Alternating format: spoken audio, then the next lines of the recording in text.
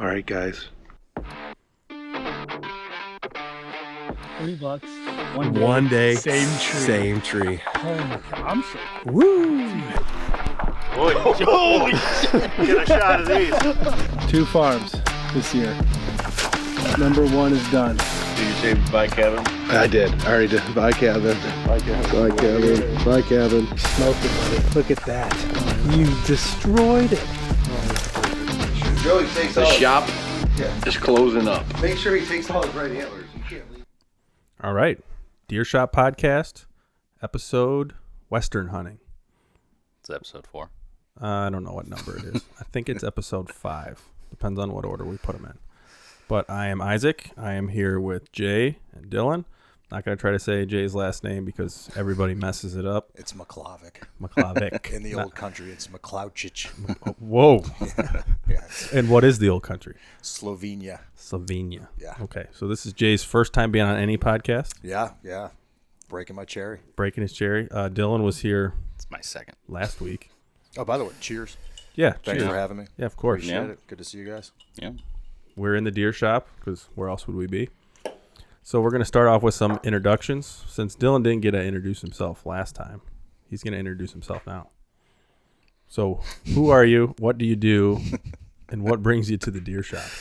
Well, I'm Dylan Horner. I like to hunt. He likes to hunt. Yeah. That's about it. Oh, my God. That was the worst. Yeah. I know. Yeah. Dylan's killed some big deer in his day. Savage. Yeah. Very savage. And now he's going on his first ever elk hunt. Yeah. Excited. That's what we're going to talk about today. But, Mr. J, let's introduce yourself. Yeah, Jay Miklavcic. Been hunting out west for, this will be my 12th year. Not an elk tag every year. I think this will be my 5th elk hunt. Grew up in Ohio, doing the Ohio whitetail thing.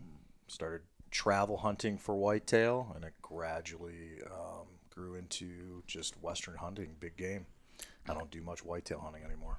And so you started travel hunting for whitetail way before it was cool. Yeah, I started going to Missouri, Kansas, and Iowa back in the early 2000s. When you had to do everything like manually. Yeah, you know? let's hear some of Yeah, that no maps. experience. No OnX, no Go Hunt maps. No, I belonged to this. At the time, was a great lease deal. It was a couple 100,000 acres in not contiguous, obviously, but private farms that were leased out by this organization, and they had land in Kansas, Missouri, and Iowa, and they would send you basically a road atlas with the property outline. So we're talking paper maps. Yeah. Which most people don't even know what that is. Yeah.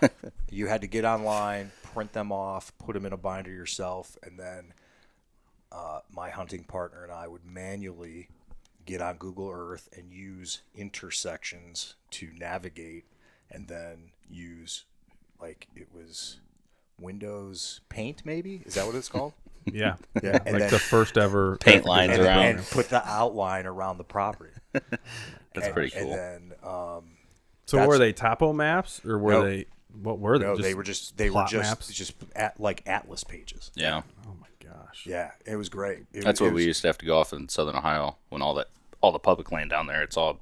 I mean, when I first started, we had no maps. You just went. You have a compass? Yeah, it was at the time we thought we were. Looking back, it was a great. It separated people because you had to put in the work.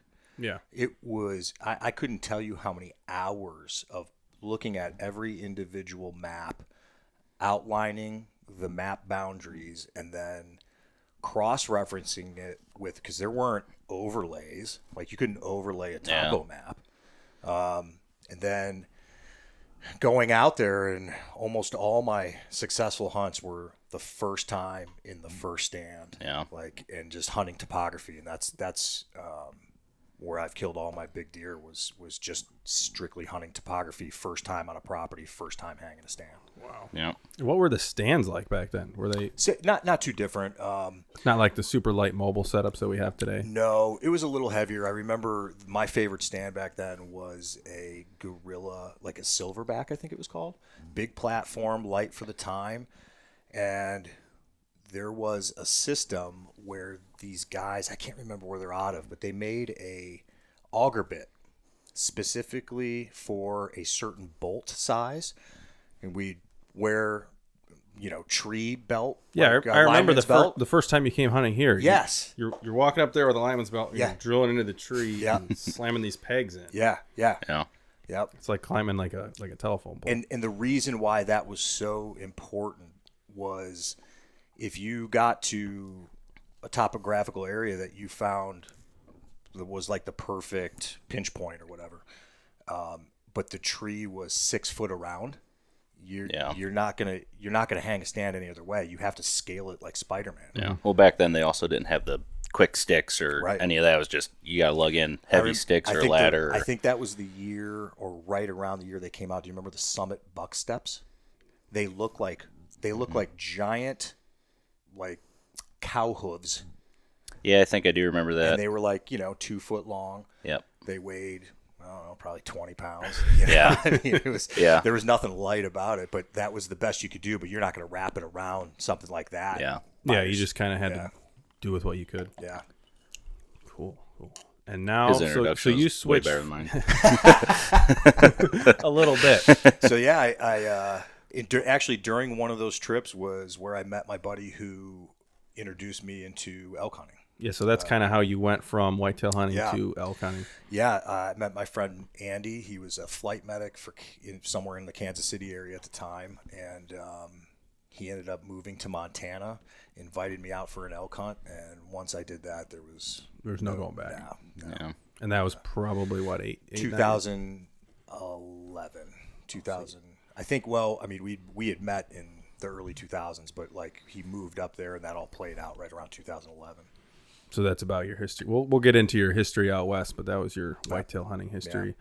Dylan, how did you start Western hunting? I know you have some interesting stories from back in the day when you were a teenager, basically. Yeah, I used to start going out with the Pavlics, and Dad and brother went first. I think my first time I was in high school, my senior year of high school or junior year of high school, over winter break, go January 1st, and it was a giant chunk of private land that we got built a really good relationship with the landowner, and he had 65,000 acres, I think it was, all continuous chunk. It was high desert muleys, so it wasn't we did see some really big deer, but not the quality of deer you would expect like in New Mexico. So went out there, I think 5 years in a row, maybe 6. Because you're hunting like big time desert. Basically, the only water there is cattle troughs. Yeah, there's no water. And they eat bushes and rocks. Which basically. you have a whole bunch of old video from this, and we actually edited one together for you. Yeah. It was awesome. Learned a lot about stalking, spotting, and stalking, and those deer never see people out there. So we rode around on a side by side too, and it was sometimes you could drive right up close to them, 80 yards, but once you broke that 100-yard distance, they would get real spooky. But most of the time, most of it was all spot and stalk. There was some right off the trail, jumped out of the side by side, but yeah, killed probably 4. I think I have 4 muleys. Definitely learned a lot. And then Nebraska. Oh, so. Nebraska. We talked about that a little bit last week. Our lovely public land experience in Nebraska. Yeah, horrible. We saw giant deer everywhere, all on private. Yeah. Couldn't get permission for anything either. No. We tried. We did get permission for a really, really nice piece, Little Debbie's. Yeah, Little as Debbie's. we call her. But beautiful, beautiful property. And the only reason we got permission is because we helped her wrangle her cows across the road. In the middle of the road. Yeah, the cow pasture encompassed the entire road, and she needed help getting them from one side of another. Yeah. That was my first big game animal Western hunt. My first trial camp hunt. Well, you're hunting cows? Miriam turkeys in Nebraska. Yeah, that'd be which fun. you have a sweet mount for that. Yeah. Was that the one and only time you went, or did you go multiple years? No, I actually went one more time, but after that, the secret was out, and it became It became unbearable. overloaded. Yeah. And I actually got lucky on the second trip where I got introduced to a rancher who gave me permission to hunt. But I just couldn't. I never closed the deal. But that first hunt was the first time I'd ever camped out there, and So that was your first backcountry like camping experience? Yeah, backcountry. I humped my sleeping stuff and a blind into national forest, and ended up killing a Miriam with my bow. That's pretty awesome. Last morning, the last day, it was phenomenal. It was a really good hunt. And now he's got a full strut mount, and it's pretty awesome in your office. That is one of my goals. Go out there and shoot a Miriam. Yeah, we got to find a state to go to that's not overrun. Yeah. Which I don't know if that's possible. Well, I mean, Nebraska. We can There's a lot of people let you hunt turkeys out there. Yeah. I mean, believe it or not. The nice thing about Nebraska is they have it's a little early for good action. Miriam's a real vocal, but they have a bow only. Specific. They open up with bow only. Yeah, Archery super season. early. Most of the videos I see snowing half the time. Yeah, so that might help with pressure and stuff. Yeah. So. Well, that was Nebraska. Then we did Utah last year, which we talked about in depth. Yeah. That would be on the last podcast we did. And now we're going to Montana. Mm-hmm. T-minus 20 days. Yeah, 3 weeks. 3 weeks we or leave. less than 3 weeks. The time we're recording this, it's 3 weeks from yesterday. Yeah. We'll be leaving. Jay's leaving, I think, a day before us. And you guys will somehow pass me. I hear you're an animal. Dylan drives like a madman. I can't go slow. I can't go slow. I can't do it like I used to. It's gonna be 3 10-hour days for me. Yeah. I'll find a place. I've got friends along the way that I'll stop and see. You're also going further than we are. I'm going to the extreme west side. Yeah, we're only going 17, 18, 19 hours, something like that. Somewhere in that range. So we'll probably do 12. It's going to be no secret where we're hunting. We're going to be hunting on the eastern side of Montana for mule deer. Yeah. Everybody will be able to see that as soon as they see the video. So it's Yeah. not like it's a secret, but Yeah. we're hunting a general tag in general units. So basically the whole side of the state. Yep. Yeah, we all have the same tag, except for you also have an antelope tag, Yes. which we do not. So we all drew. And bear tags. You guys oh have yeah, bear we still tags? have bear it, tags. but I don't. I hope not to have to resort to that. So we all drew the general combo tag, and we all drew it with 2 points, right? One. Two. I think I had one. Well, then we bought the point before. Oh the yeah, draw. that's right. Yeah, 2. So Yep. 2. I All figured of us. So we were 100% with 2 points. So that was good. Yeah. Because a lot of people didn't draw, and we know a lot of people that apply with 0, and they didn't draw either. Mm-hmm. So the stats are I think they came out, and I want to say 0 points had 70% Still that success. Yeah. Yeah, I think so. And then 2 points were in the 80s. 1 was 0. But So again, weird. so the 2 And points it's was also- in the 80s. So that's the lowest it's ever been. By Correct. far. Yeah. And I could be talking out my ass, but I'm pretty sure that's what they said. And it depends who you believe and what you believe when you get online. Yeah. Because people say, "Oh, I drew with 1 point. I drew with 1 point." Yeah. But people also get confused, like Dylan just did. They didn't know if they had 1 point or 2 points, Yes. 0 And points. They Well, also some- don't the party applications too. Yeah. Like if they are averaged out, you may have had 1 point, but Yeah. your party averaged more. Yeah. Each state is different though. Some states you don't buy the point. No, Montana's like one of the only ones you Yeah. buy the point when you apply. So you're Yeah. actually getting an extra point over what you'd get in another state. Yeah. Pretty much. And we drew, and me and Dylan drew as a party, but we drew in a little bit different. We didn't initially draw. We only got our tag because people returned their general tags when they didn't draw their limited entry. So you had to have a limited entry, or you have to have a general tag to get your limited entry. It then, I don't know if that's right. that's what it said when we drew. Okay. So you have to draw the general tag in order to get the limited entry tag. And you can check on there. If you don't get your limited entry, you turn back in your general. I'll take your word for it. Man. That's what I read through. This it. shit confuses me Yeah, so it's much. so confusing. I put in for so many tags that they all start to run together. Yeah, we can lead to that conversation. People don't understand how confusing, how complex, and how expensive all the Western draw. Yeah. It is just to get points every year. Just to get you know? points. You're spending $1,000 to get points least. in like the 5 or 6 major states. Well, I mean, it's come full circle to whitetail. I mean, I drew a Iowa tag this year. That'll be my last hunt of the year, travel hunt. That'll be awesome. But it took me. It's my 5th point. You know, I think 5th point right now in that zone is 100%. Yeah. But that's $50 a point times 5 times 600 plus 600 for the tag plus the mandatory $150 doe tag. Yeah. You're pushing $1,000 to hunt a whitetail every 5 years in Iowa. That's insanity. Insanity. Well, not how much did we spend on these Montana tags? yeah, but comparatively, elk versus a whitetail. But Iowa has their shit going on. Iowa is the gold standard when it comes to it. This is the only time I get excited to hunt Ohio.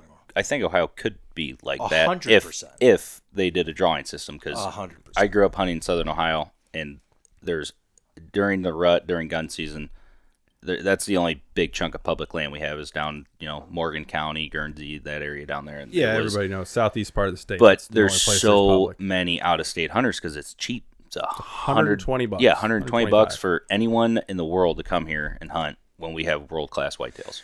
You know, and it's unlimited. It is. It's unlimited. There's no cap. It's over the counter. I mean, we do have good deer herds everywhere, I believe, but it's just I think it would be managed a lot better if we did. Yeah, the amount like of that. Acres of public land compared to the hunters is phenomenally low. The biggest. This. I looked up this stat like maybe 3-4 years ago.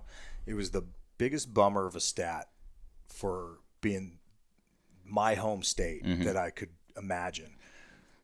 More residents killed their deer on public land than non-residents.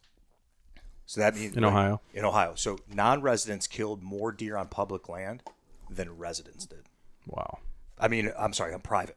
Non-residents killed more deer on private land than residents did. Oh, it's all the guiding stuff. It's the leasing. It's the leasing, right. And we know that's knocking on our back door right now. Yeah, there's we so have many outfitters knocking on our back door right now. There's so many people too that will pay big money to lease. My brother-in-law has a big farm in Coshocton, and I think he leases. I think he's got like 1,000 acres, $36 an acre, somewhere in there. That's what he. I mean, it's for. That's insane. $30-some thousand a year. There's no way we can compete with that. And good. No. And you know what? Not to take away, if this is, it's all about capitalism. I have no problem with it. Yeah, of course. And to a point. Yeah. To a point. Yeah.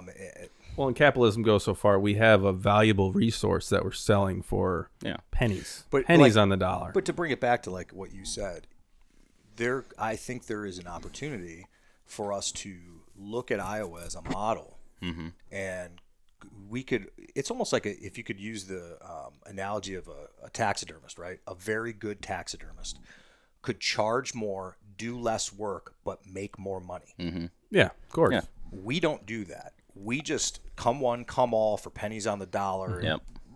For what? But if we could put in some sort of a draw system, I mean, how smart is it for Iowa to charge me a mandatory $150 doe tag? Guess You're what gonna I'm going to do? You're gonna buy it. You have to. I have to. But guess what? I'm going to kill a doe. Yeah, a lot of people are going to killing a make doe. sure they fill that. Yeah. Yeah. I'm not spending $150 for no reason. And that I'm gonna also kill a doe, and I'm going to do my part for management. Yeah, that's where it comes back to is like our buck to doe ratio down there is probably ridiculous compared to up here. Yeah, and we have no problem with the number of deer. That's not the issue. It's the number of hunters and the number of the amount of pressure out there. We have plenty just of deer. Needs to figure out a lottery system for out-of-state hunters, and they can make more money because we don't have public land. I mean, raise a lot of revenue, buy more public land down there, and because that's really the only spot.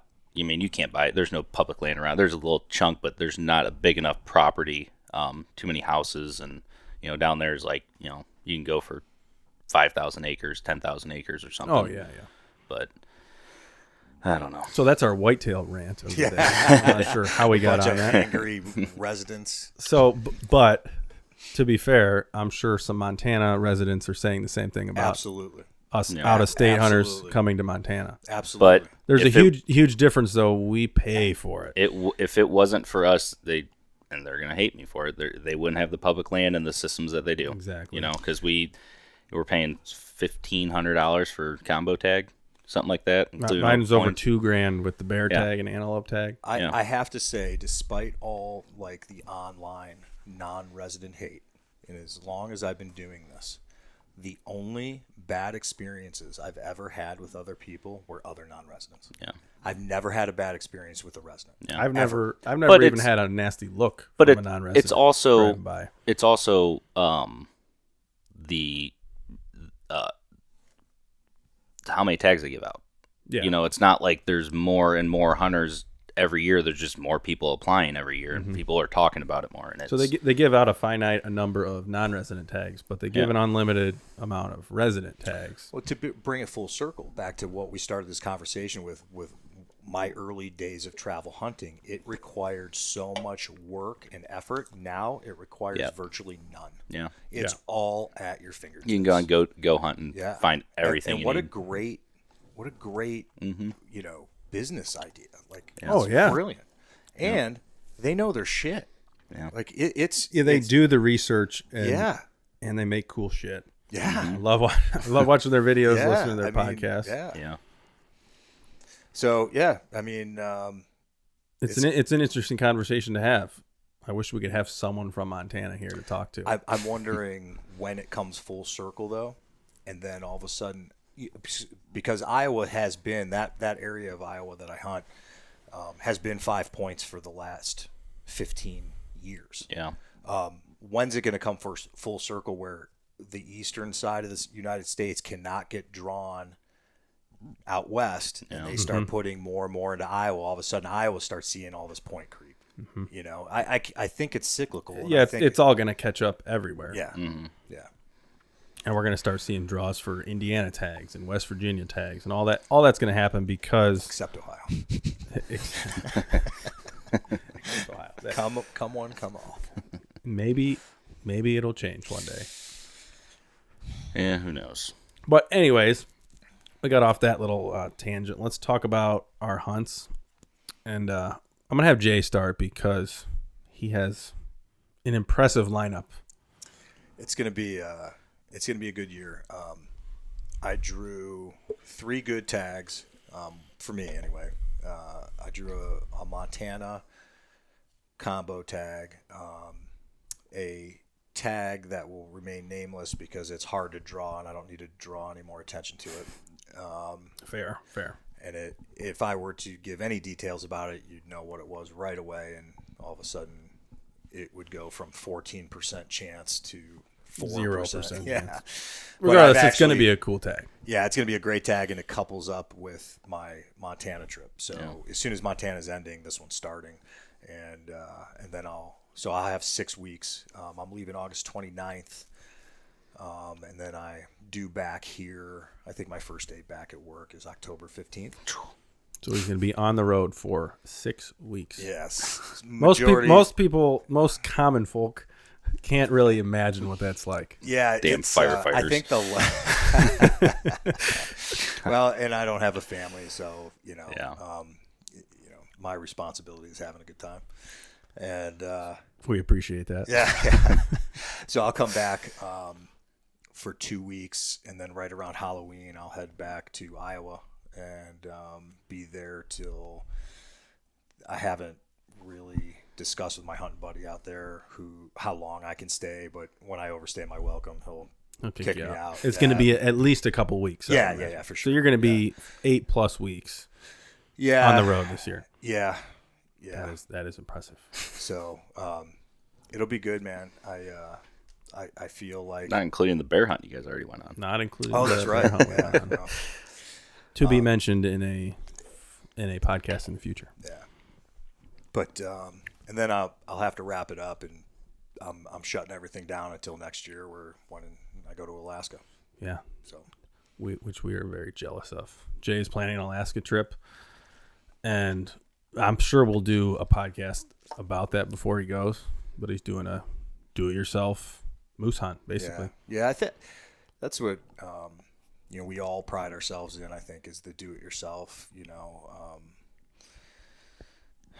It's funny how people put a spectrum on do-it-yourself. Like, which is like, oh, you use on X, so it's not do it yourself. Yeah, there's different levels of it. Man, I don't know.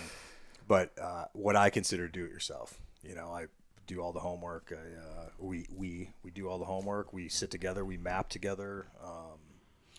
Let's have a little party and nerd out for a little bit. Yeah, nerd out and listen. If you can get some local resident info and apply it to your strategy, and man, that's just all it's great. part of it. You just did a little bit better detective work. Yeah. Yep. Yeah, it's not like there's a secret to any of it. You just do it.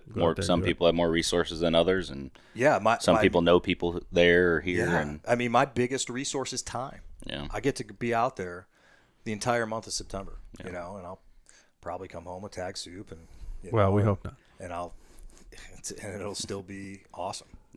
I don't care. So 6 weeks in Montana, you're going to be focusing on elk primarily, right? Yeah, it'll be while you guys are east, I'll be west. I'm not going to give up any elk time for mule deer. I've already got probably my early season planned out.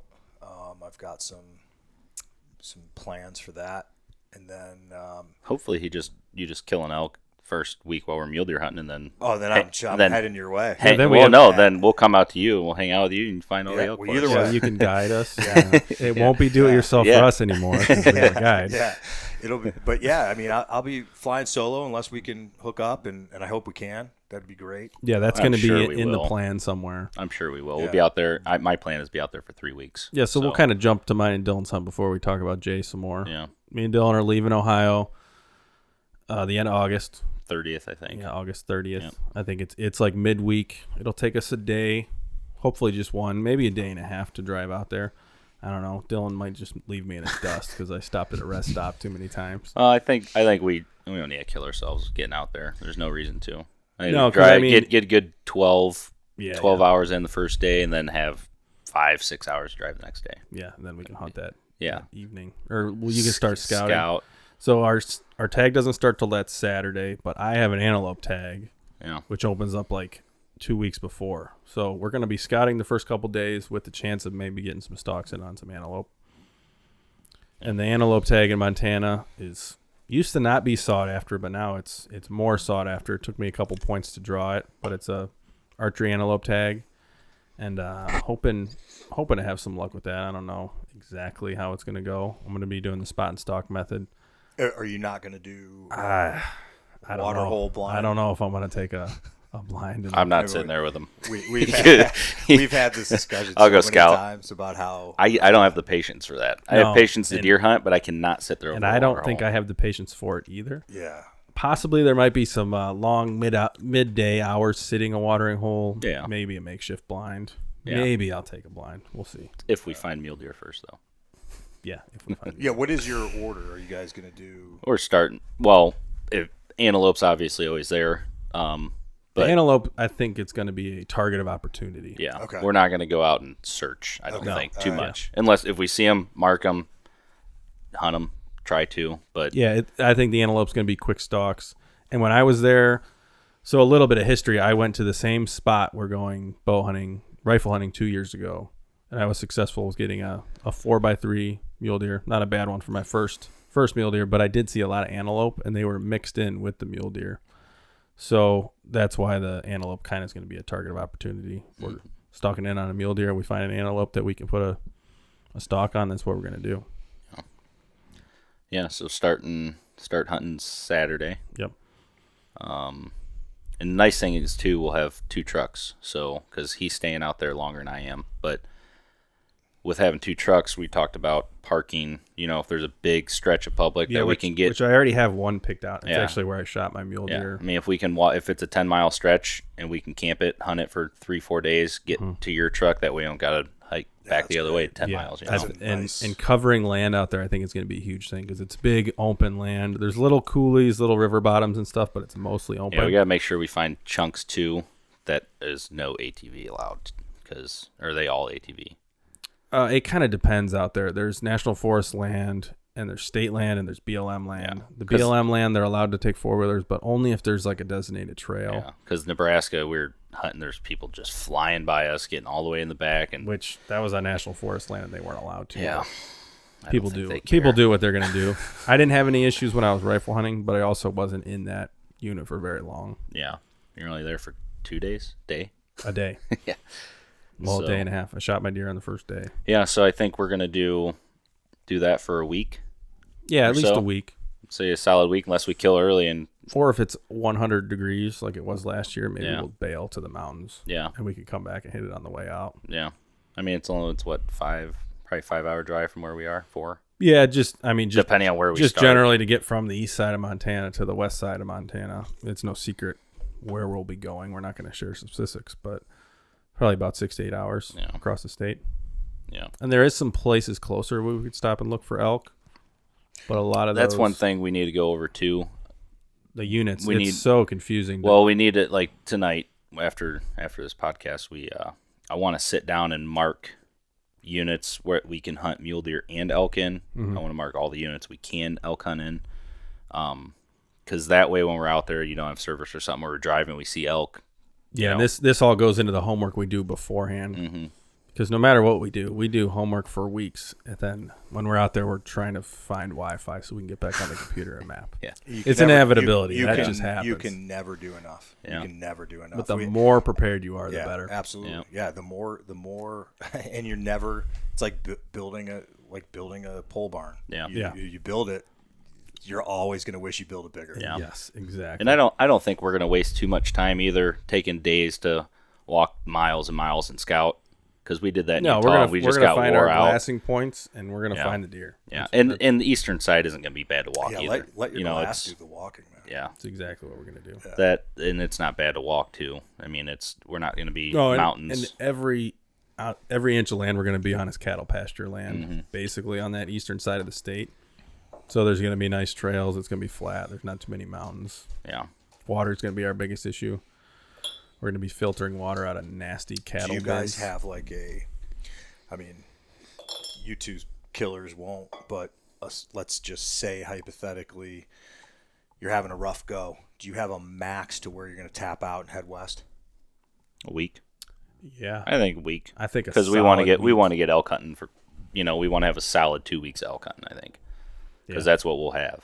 I mean, and if it's hot and it's bad and the weather's looking bad, we cannot find deer. We might leave earlier, but I think There's the a week. unpredictable thing Yeah. too, man. We don't Yeah, the know. weather. We Yeah. don't know. You could be getting huge storms out there and having a miserable time. We could be having the time of our lives. Yeah. And vice versa. Yeah. So we're going to be that. I mean, That's what's nice too. Yeah, we have all the time in the world. Most people go on this hunt have 5, 7, maybe 10 days. Mm-hmm. Jay's got 6 weeks. We have almost 3 weeks. I think Yeah. it's 20 days Yeah, if you count the scouting. yeah. Maybe 21. Because days I for got to these. be home by the 23rd, I think. Which is I that got to stop Saturday. hunting on the 20th. Yeah, so- Kendall's flying in. Yeah, so it's 20 days. So you'll leave the morning of the 23rd. If it comes Yeah, down to if it. it comes down to it. If it comes down to it, I mean, if we have no luck and if we do get elk early and we're done, I'll probably head back to the eastern part and hunt for the last couple days on my way home. Yeah. I mean, just depends. We have flexibility and 2 trucks. Everyone's got their own vehicles. I just think that is the most valuable thing you could possibly have going out there is time. Time and flexibility. yeah. I mean, Because Utah, we were tapped out. I mean, we went way too hard, way too quick. Oh my gosh, yeah, that was And a it total, was- total different ballgame. I mean, we were there for 9 days? yeah, something like that. We hit the ground running. Yeah. So we were going to learn from that. Yeah. And maybe take it a little easier when we're scouting. Because I can safely say that I scouted harder than I hunted when Yeah. we were in Utah. Mm-hmm. Just because the way it went. And we you were ready gotta- to roll. First 2-3 days we were scouting the whole time, Yeah. climbing mountains like crazy. By the time the 5th day came around and we've been hunting for 2 days, we were wiped out. Yeah. But you come off, I mean, you need rest too.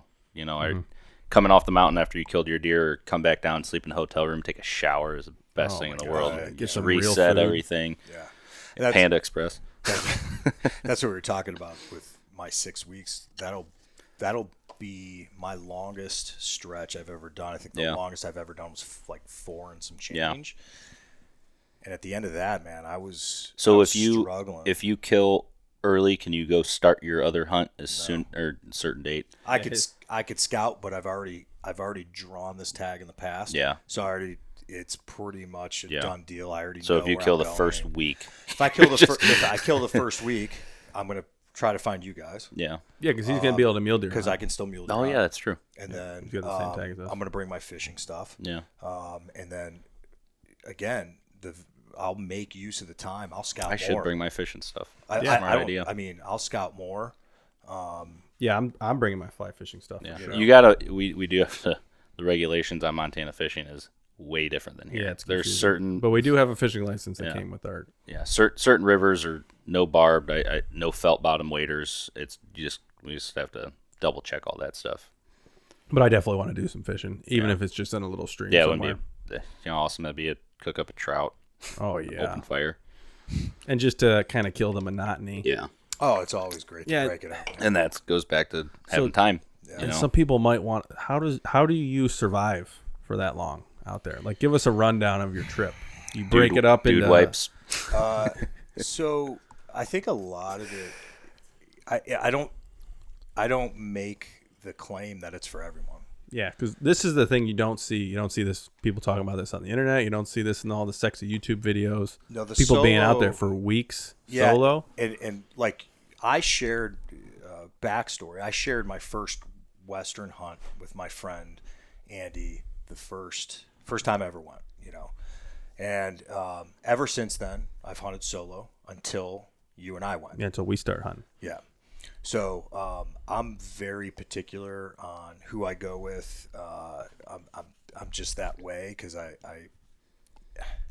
everything. Well, when you're by yourself, you don't have the option to blame anyone else on something. Right. And I like the idea of that. My whole background has been like solo sports, wrestling, jiu-jitsu, that kind of thing, and like you only have one person to blame if you lose. Yep. And that's me. Yeah, and I like that aspect of it. I like going there and that challenge, the mental challenge of being out there that long.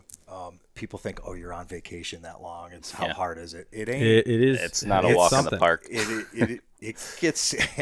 I'm telling you, it gets in your head. It's harder than it sounds. Yeah, because I haven't done it as extended time as Jay has, but I've done up 2 weeks. I think we figured out my Montana trip a couple years ago, and it's a constant battle in your head. Yeah. You are fighting yourself the whole time. You're invisible demons. I would say. Yeah. And then, I mean, that's why I like going with Isaac, so I can bitch at him when something's wrong. You have someone to blame. Damn it! Should have did this. It's not, like I said, it's not for everyone. I like the difficulty of it, and I can genuinely say I'm a different, better person when I come back. Yeah. And with what we do for a living, and just getting away from it for a while. You have to get away from that aspect of things. Yeah, and I just, it's nice to reconnect. I could get all poetic and shit, but the bottom line is it's something it really has grown into it's a non-negotiable in my life. And it's something that you have to do. I have to do it. I have to do it. The one time in the last 20 some years that I have not traveled to hunt was when I studied for promotion. Mm-hmm. And that just happened to be the time I went out by myself. Yeah, I'm a bit of a extremist. So when I decided to study for promotion, that's all I did for a year. I decided not to hunt. I felt like it would be a distraction, so I didn't do it. And hey, I got promoted, so it worked. Yeah, but I ended up bailing on you on a hunt, which I don't feel great about. Well, but to be fair, you still went out that year. We went to we went to that undisclosed location of hunting, and it was a great hunt. It was a great hunt. It was your first one, right? It was your first Western hunt. It was my first elk hunt. Yeah, awesome. Which that'll lead to Dylan. This is his first elk hunt. Yep. So the man, the myth, the killer, Dylan's first elk hunt. And I think they say it's something like 6% of do-it-yourself out of residents get successful the first year. We're getting one. Yeah. So I'm determined. So we're going to get one. Yeah. So we have a 6% each, 12% total.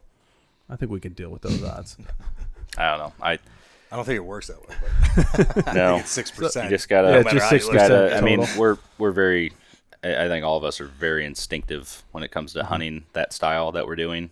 And I'm a very big turkey hunter, and I know it's completely different. But as far as the vocalizing goes and calling back and forth, knowing when not to call, knowing Yeah, trying so to it's going to be trying to piss him off and it's get going to him be Dylan's in. first time elk calling at elk, and he's a wizard when it comes to turkey hunting. So I am excited to hunt, and I'm excited for him to call me in a big bull. My calls are. I mean, first time picking it up. I've been doing pretty good. Yeah, so, we've been practicing. I've been practicing on my way to work every day. Yeah. People driving down the highway looking like I'm crazy. I got The bugle a tube. giant bugle tube. That's what it takes. So I started. Yeah, I've been doing the same as you guys, practicing like crazy. This will be of my. What did I say? This is my fifth. I think it's my fifth legitimate elk hunt. This is the first time I've put the effort I've put in. Like I've got an hour, almost 2 hour commute to work. So when I practice, I'm like, man, I think I'm pretty starting good. to sound. And another thing is, I'm cautious to say I sound good because I don't I listen to like those guys who are really good, and I'm like, not that good. well, yeah, but see, this is where it comes back to because it's if any of you guys are watching this, take videos, send it to your buddies because they hear it way different than you do. We've been doing that a bunch, and you can hear, he helped me tweak my cow call because I wasn't dropping quick enough and it didn't sound great, and vice versa. I think it's a good thing to send, for sure. send videos of people that have different ears and they listen to it differently. And put your fucking thick skin on and don't. Oh, yeah. Like don't. Yeah. It's not. Yeah. Well, Jay and Dylan started sending the videos to each other in our group chat, and I was like, oh, I'm gonna go out to the truck, get my bugle tube, and I'm like, oh my god, it sounds so bad. Take constructive So I didn't even send criticism, it. like, don't be. It's not. You're not bashing each other. No. It's input and But you need it. to be fair, I have called an elk in before. I called in a spike last year that someone else shot at. that someone else shot at and missed. Long story, but someone else shot at this elk that I called in. And I just couldn't bring myself to shoot at him because he was just so pitiful looking. That's awesome. You want to talk about some gear? Yeah, let's talk was he about like some this? gear. He was much smaller than that. That's awesome. He was like probably like a 12-inch velvet spike. His body looked like a big white tail.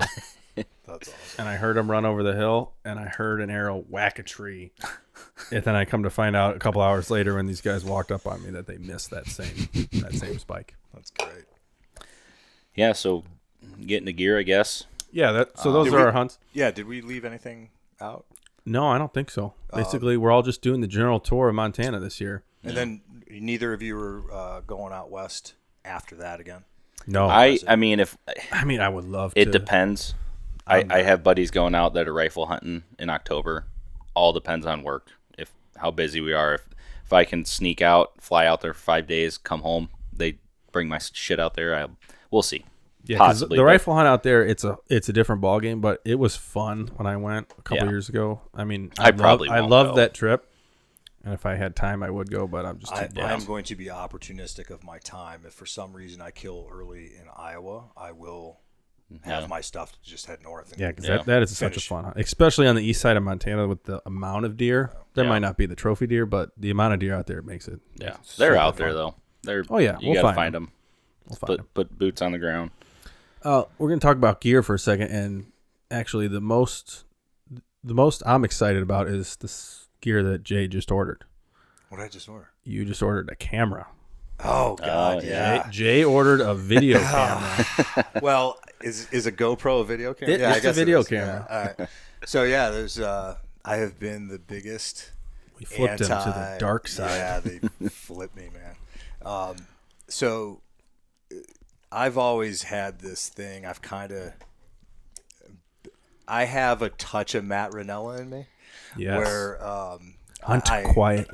Yeah, I don't get into the whole look at me. Although I do post and but again, it comes back to your intent. Yes. And that's where you guys won me over. I mean, we've been friends for a while, and we have a significant age difference. How old are you now? I'm 30. So I'm 46. Yeah, so a little bit of a 27. So there is a Yeah, generational but gap yeah, between us. in technology and hunting, that's a lifetime. Oh my Yeah. gosh. You know what I mean? So I didn't grow up with any of this shit. And we grew up with a video camera in our hand, Right. literally, when it Right. came to hunting. Right. And so you guys won me over by your intent. And just to let the audience know that the Siman Brothers intent is not for personal gain. I can tell you, I've known them for almost 20 years now. They don't give a shit about personal gain. They give a shit about legacy.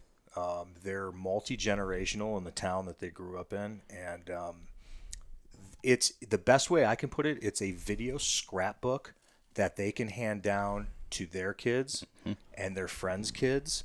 And that won me over. And the cherry on top for me to start dabbling with it was I lost my best friend a couple years ago to cancer. And then I have 2 immediate family members that are very ill. And they saw our bear video.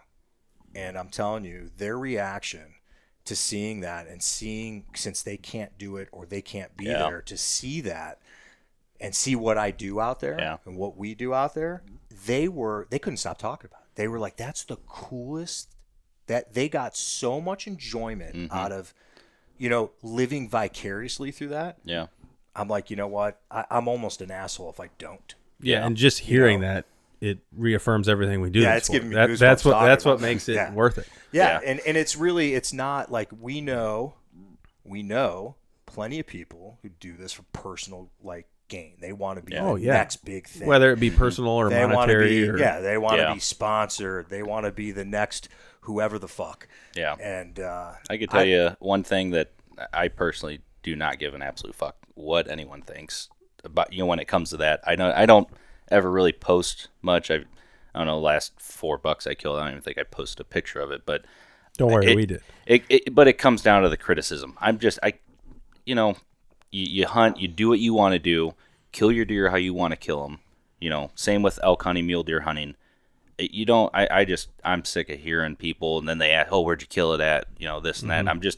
Oh, do you have I'm sheds ju- from it? Yeah, Do you I'm have just, rear camera pictures I'm of it? sick of it. It becomes a you know? whole thing. It is. It's a fucking game that nobody understands. I do this for my personal enjoyment and the satisfaction of outsmarting that animal that I'm hunting. And these people see it, other people see it as, oh, I need to take a picture on the mountain and pose for this picture and that. It's not all roses, It's, No, for full disclosure, I have never killed an elk. I've been on 4 hunts. What I'm really proud of is that I read this study by Rocky Mountain Elk Foundation. I want to say 10 years ago.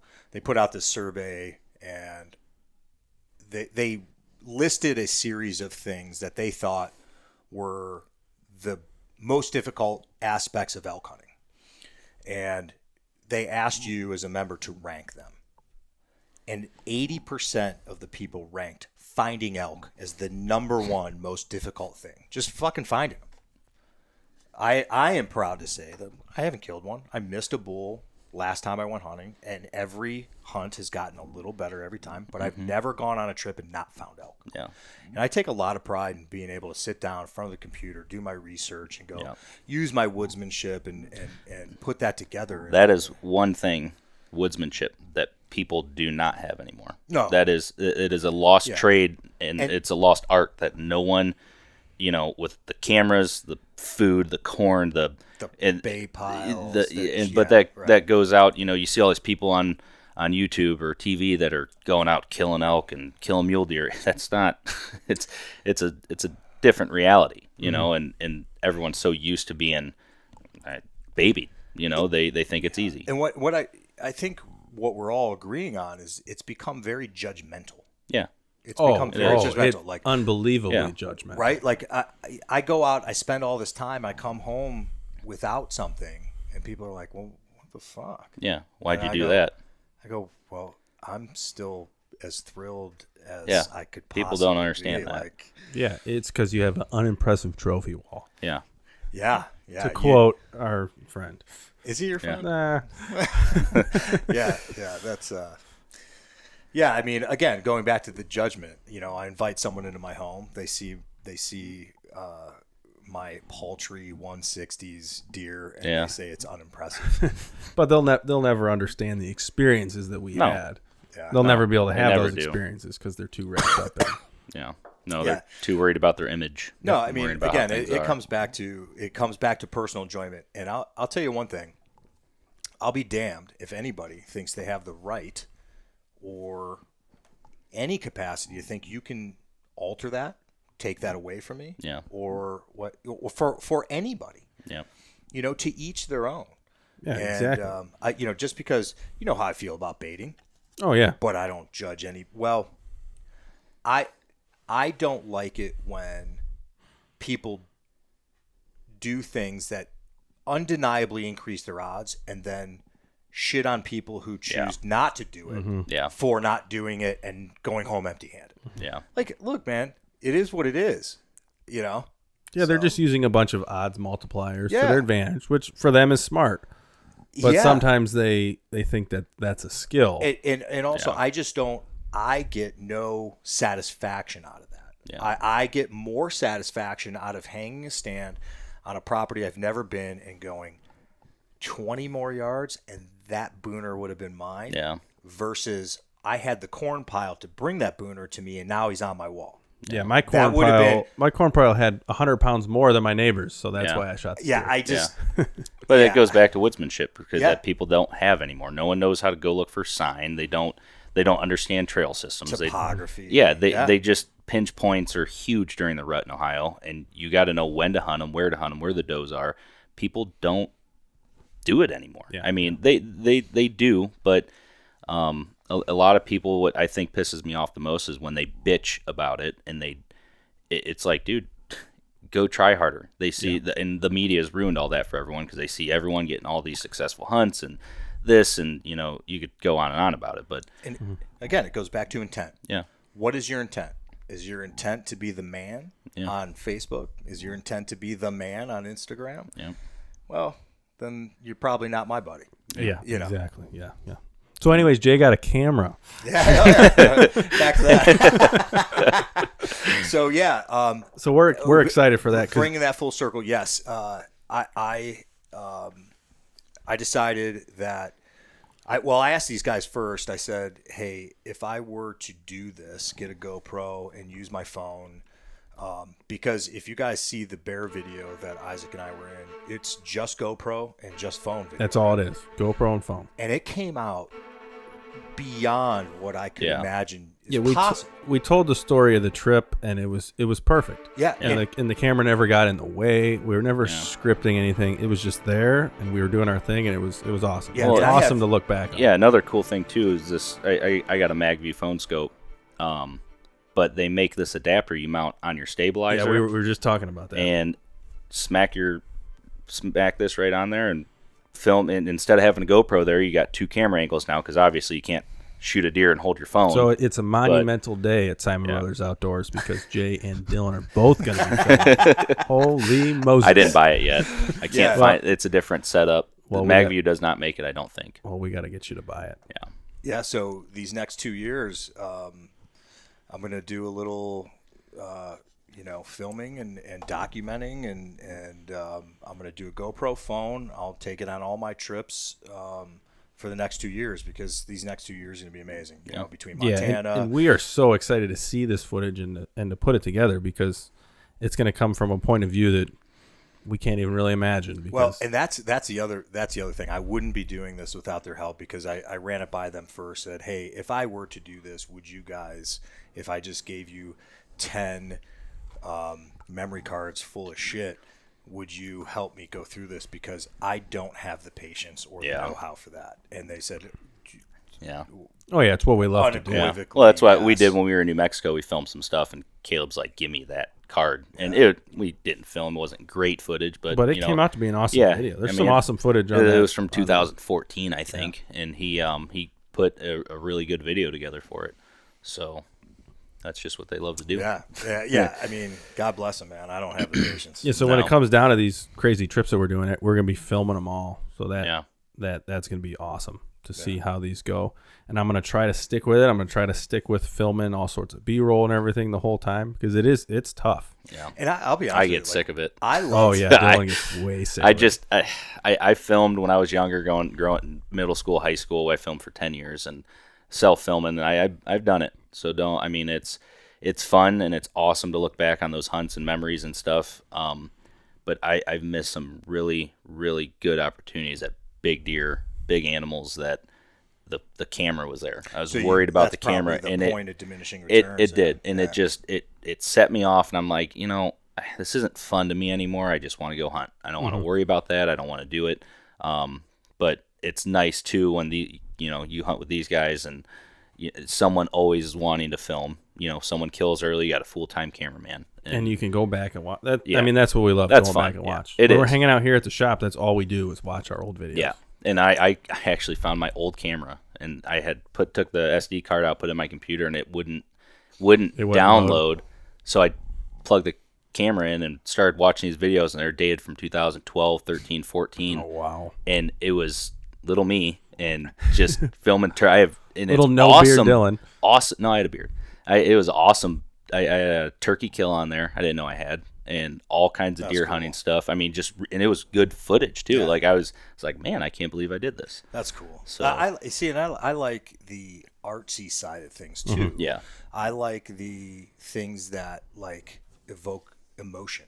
Yeah. Like Isaac and I were talking about, like I took that picture and I'm like, I think that's one of my favorite pictures I've ever taken. Like it just shows the struggle, of Isaac hunched over a makeshift campfire with the moon in the background. Yeah. And like, I love that shit too. Yeah. And that because- spot oh my gosh, That spot was awesome. It's going to hold a special place in your heart Yeah, too, for sure. because Because I missed my first bear there. Thank you for reminding me. and it was snowing, and when we went back this year, it was 85 degrees. Yeah, that was a great. That's that was a story for another day, but what a hunt that was. Yeah. Yeah. So we'll all be filming. Yeah, I'm going to get a bunch of cameras. Did you in Dylan's buy hand. anything this year for the trip? Any gear? Lots of camera gear. No. So I'm going to be filming clothing. with Well, a you DSLR. got a sleeping bag or some new stuff for the tent setup, but you use that bear hunting. Yeah, or my anything. system is pretty well squared away. I got I got a smaller tripod head. Yeah. I got a new lens for my camera. Yeah, and what we talked about too is I think it's smart for us when we do get on elk is to be able to stay with them and set camp up wherever we want to, just be super light and fast. Yeah, so that's something we're going to try that I don't think I've ever done before. And I don't know if you've done it before. We might go out for a couple days and pack just as light as possible and hunt with camp on our pack. So on our that's packs. a great conversation. Can we take a break and then? Yeah, we'll take a I gotta 5-second pee. break. Yeah. Thanks.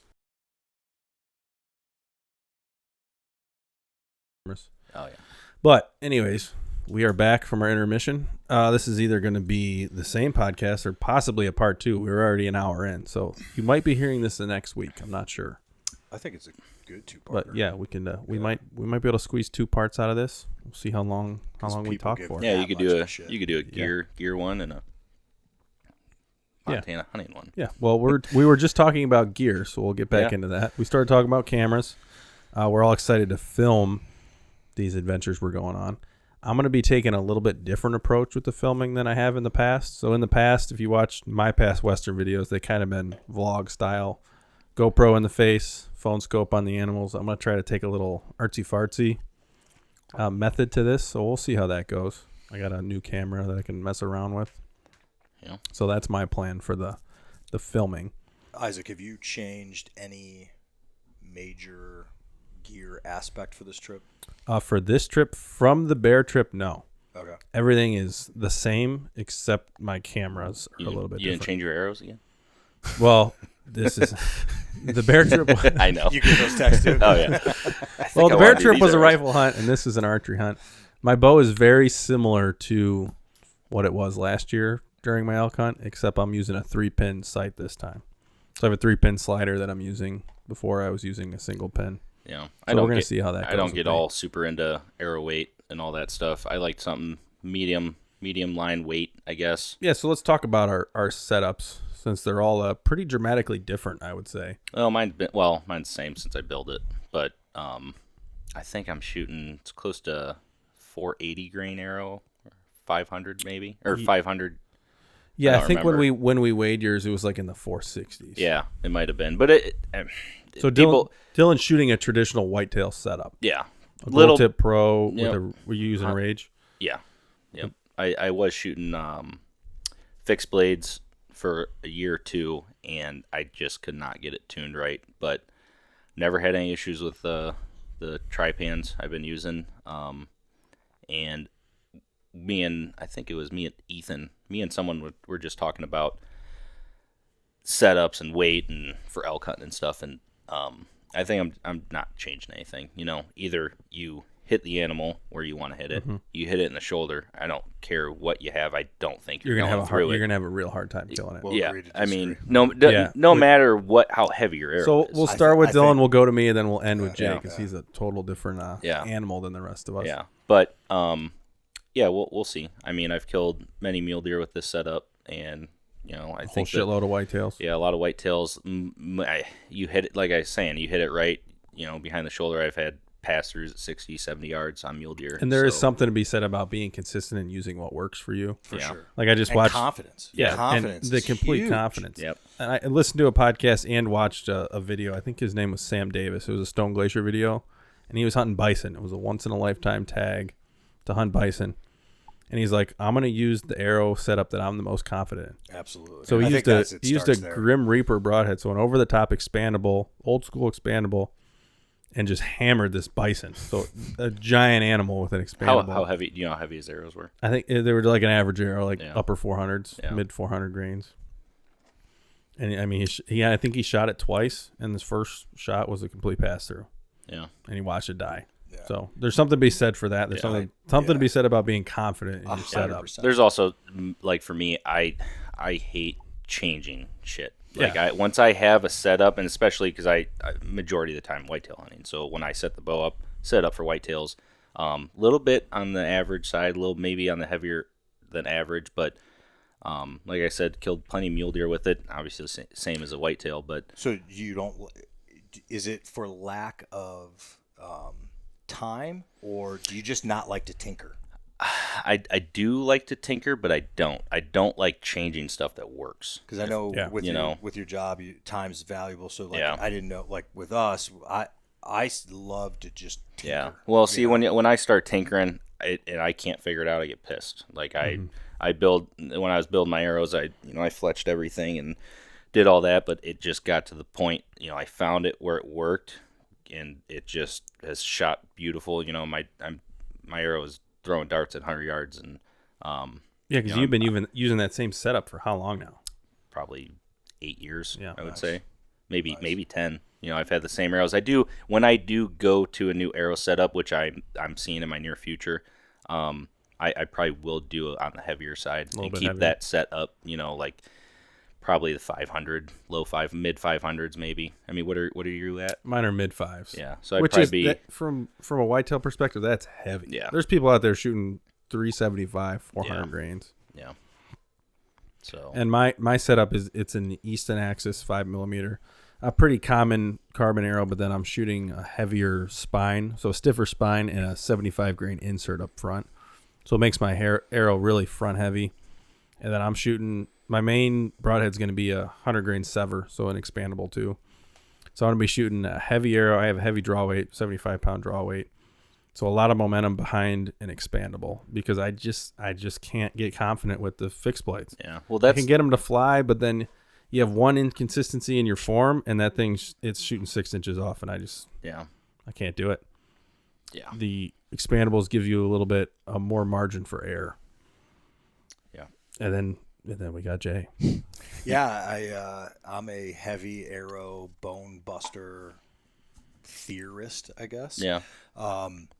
I really bought into the Ed Ashby way of thinking. I shoot grizzly sticks. I think my arrow's like about 580. Yeah, close to 6. Yeah, 150 grain iron will fixed blades.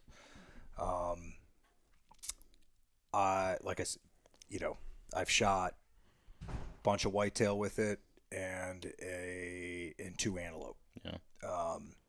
I will say they weren't terrible experiences with the antelope, but like they're a slower arrow. Yeah, and An antelope's a fast animal. Yeah, that's one thing I think is another thought in the back of my head is when you're shooting 60, 70, even 80 yards, at whitetails, they're jumping the string. Yeah, But exactly. mule deer might not, elk definitely might not. It just depends. But I have that specifically for whitetails. I want the fastest thing I could shoot with a little bit, medium arrow, and I don't want that thing lobbing in. And Yeah, and that came back and bit me, the whole whitetail mule deer jumping the string or not. Yeah. I missed a mule deer in Nebraska, 60-yard shot, a shot I can make in the backyard all the time.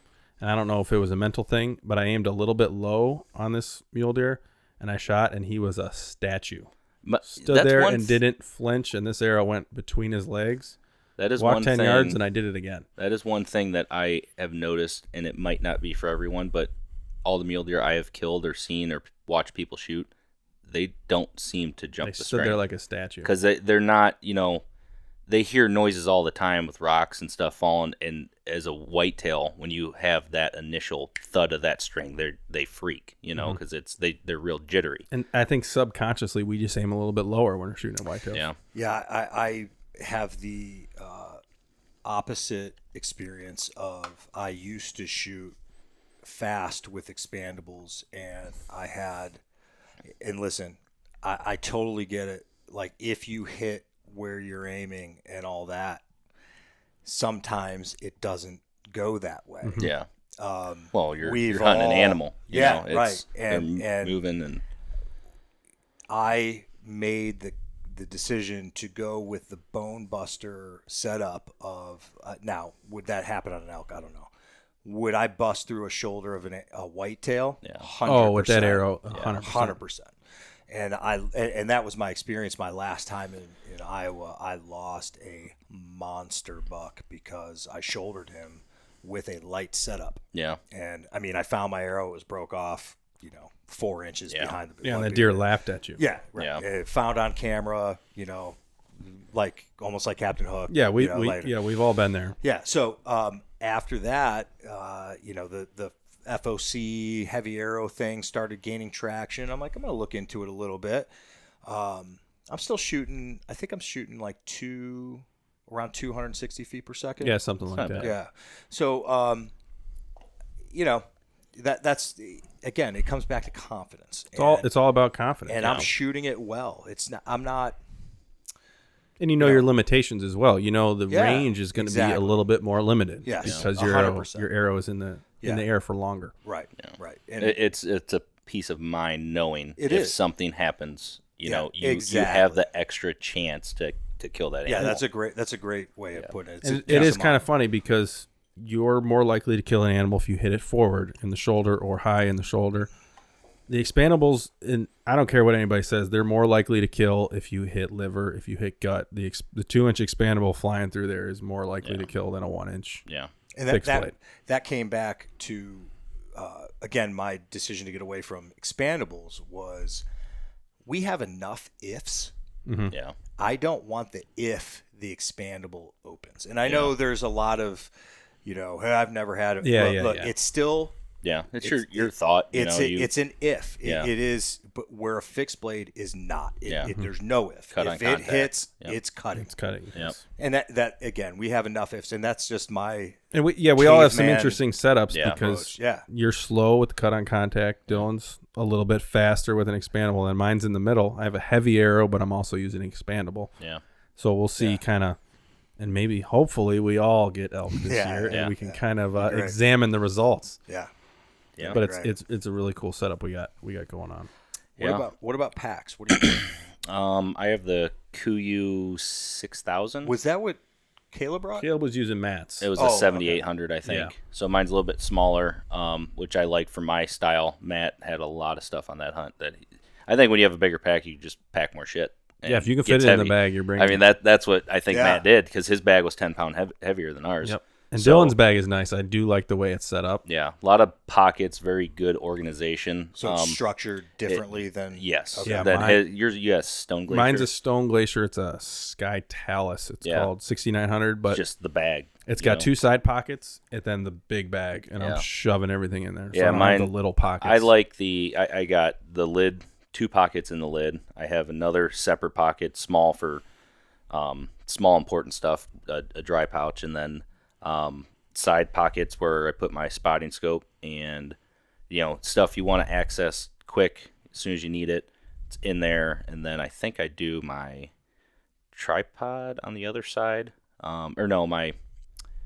that's in the pockets, and then I strap You strap the tripod on the outside. stuff, yeah, and then it's got 2 other pockets on the side. Yeah, so it's that- got all sorts of pockets. which It's is- just really nice for me. I am an organized guy. I can't stand clutter, and I can't stand not being able to find something when I'm looking for it.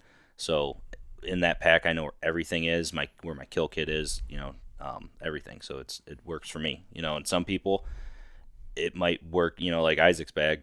A lot of people that I've seen, they just like to shove everything in. It takes less time, I guess, to do that compared to me putting everything back in where it goes. So some things work different for other people, but I like staying organized. And I like the way mine is, 'cause it's simple. I can shove everything in there in little bags and keep it organized.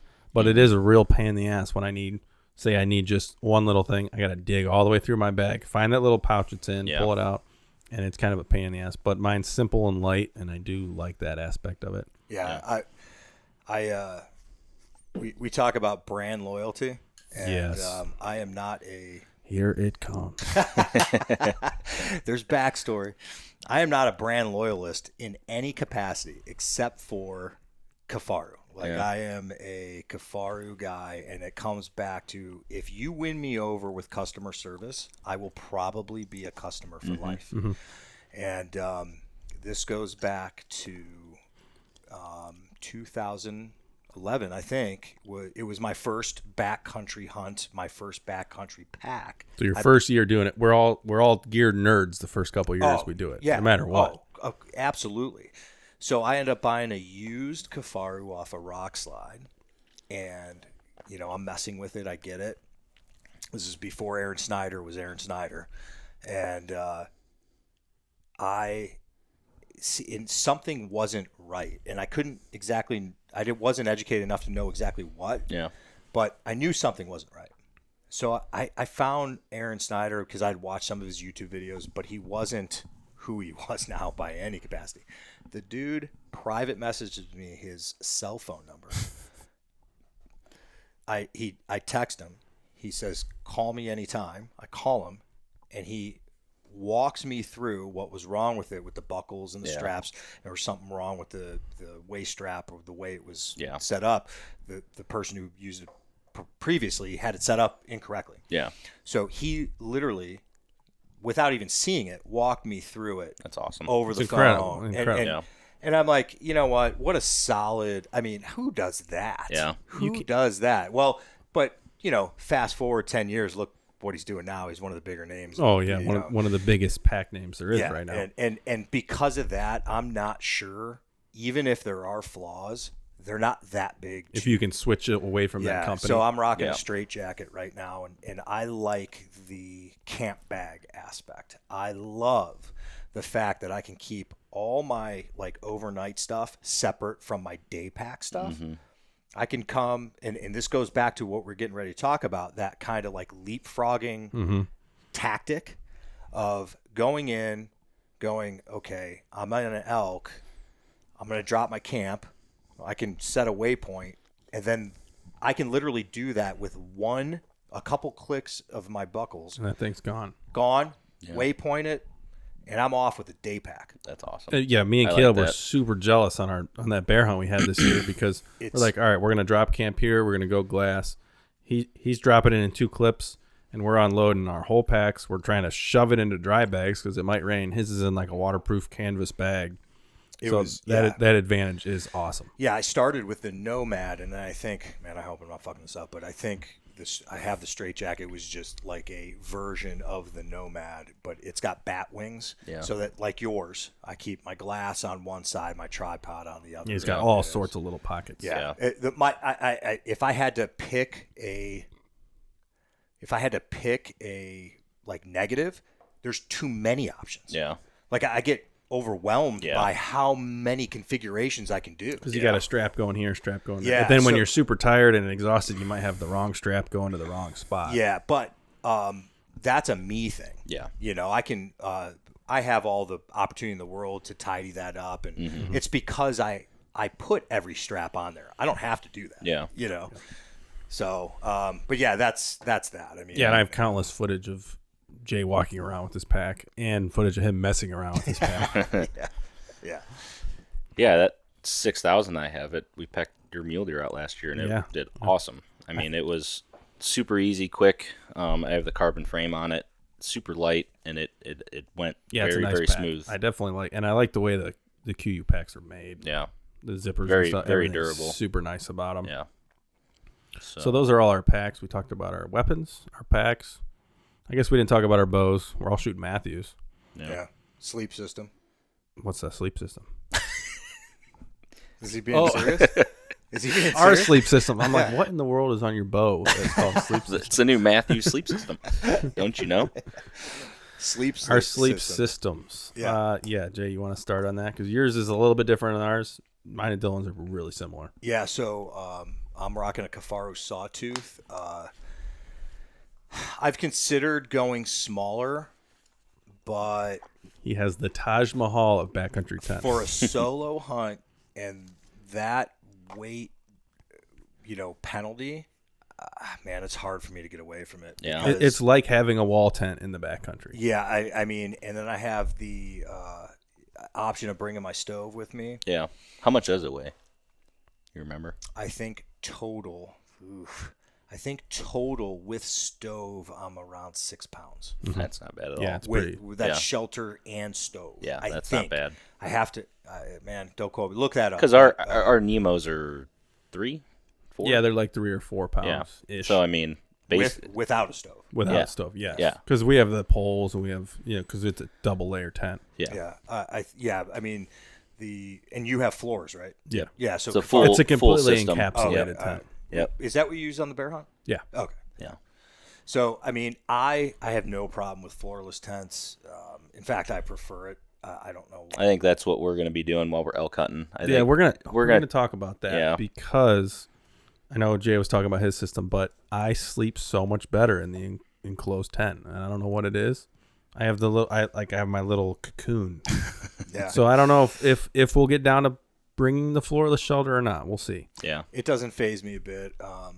Little life hack. People always ask me about bugs, and Yeah, for some reason, not the bugs that bother me.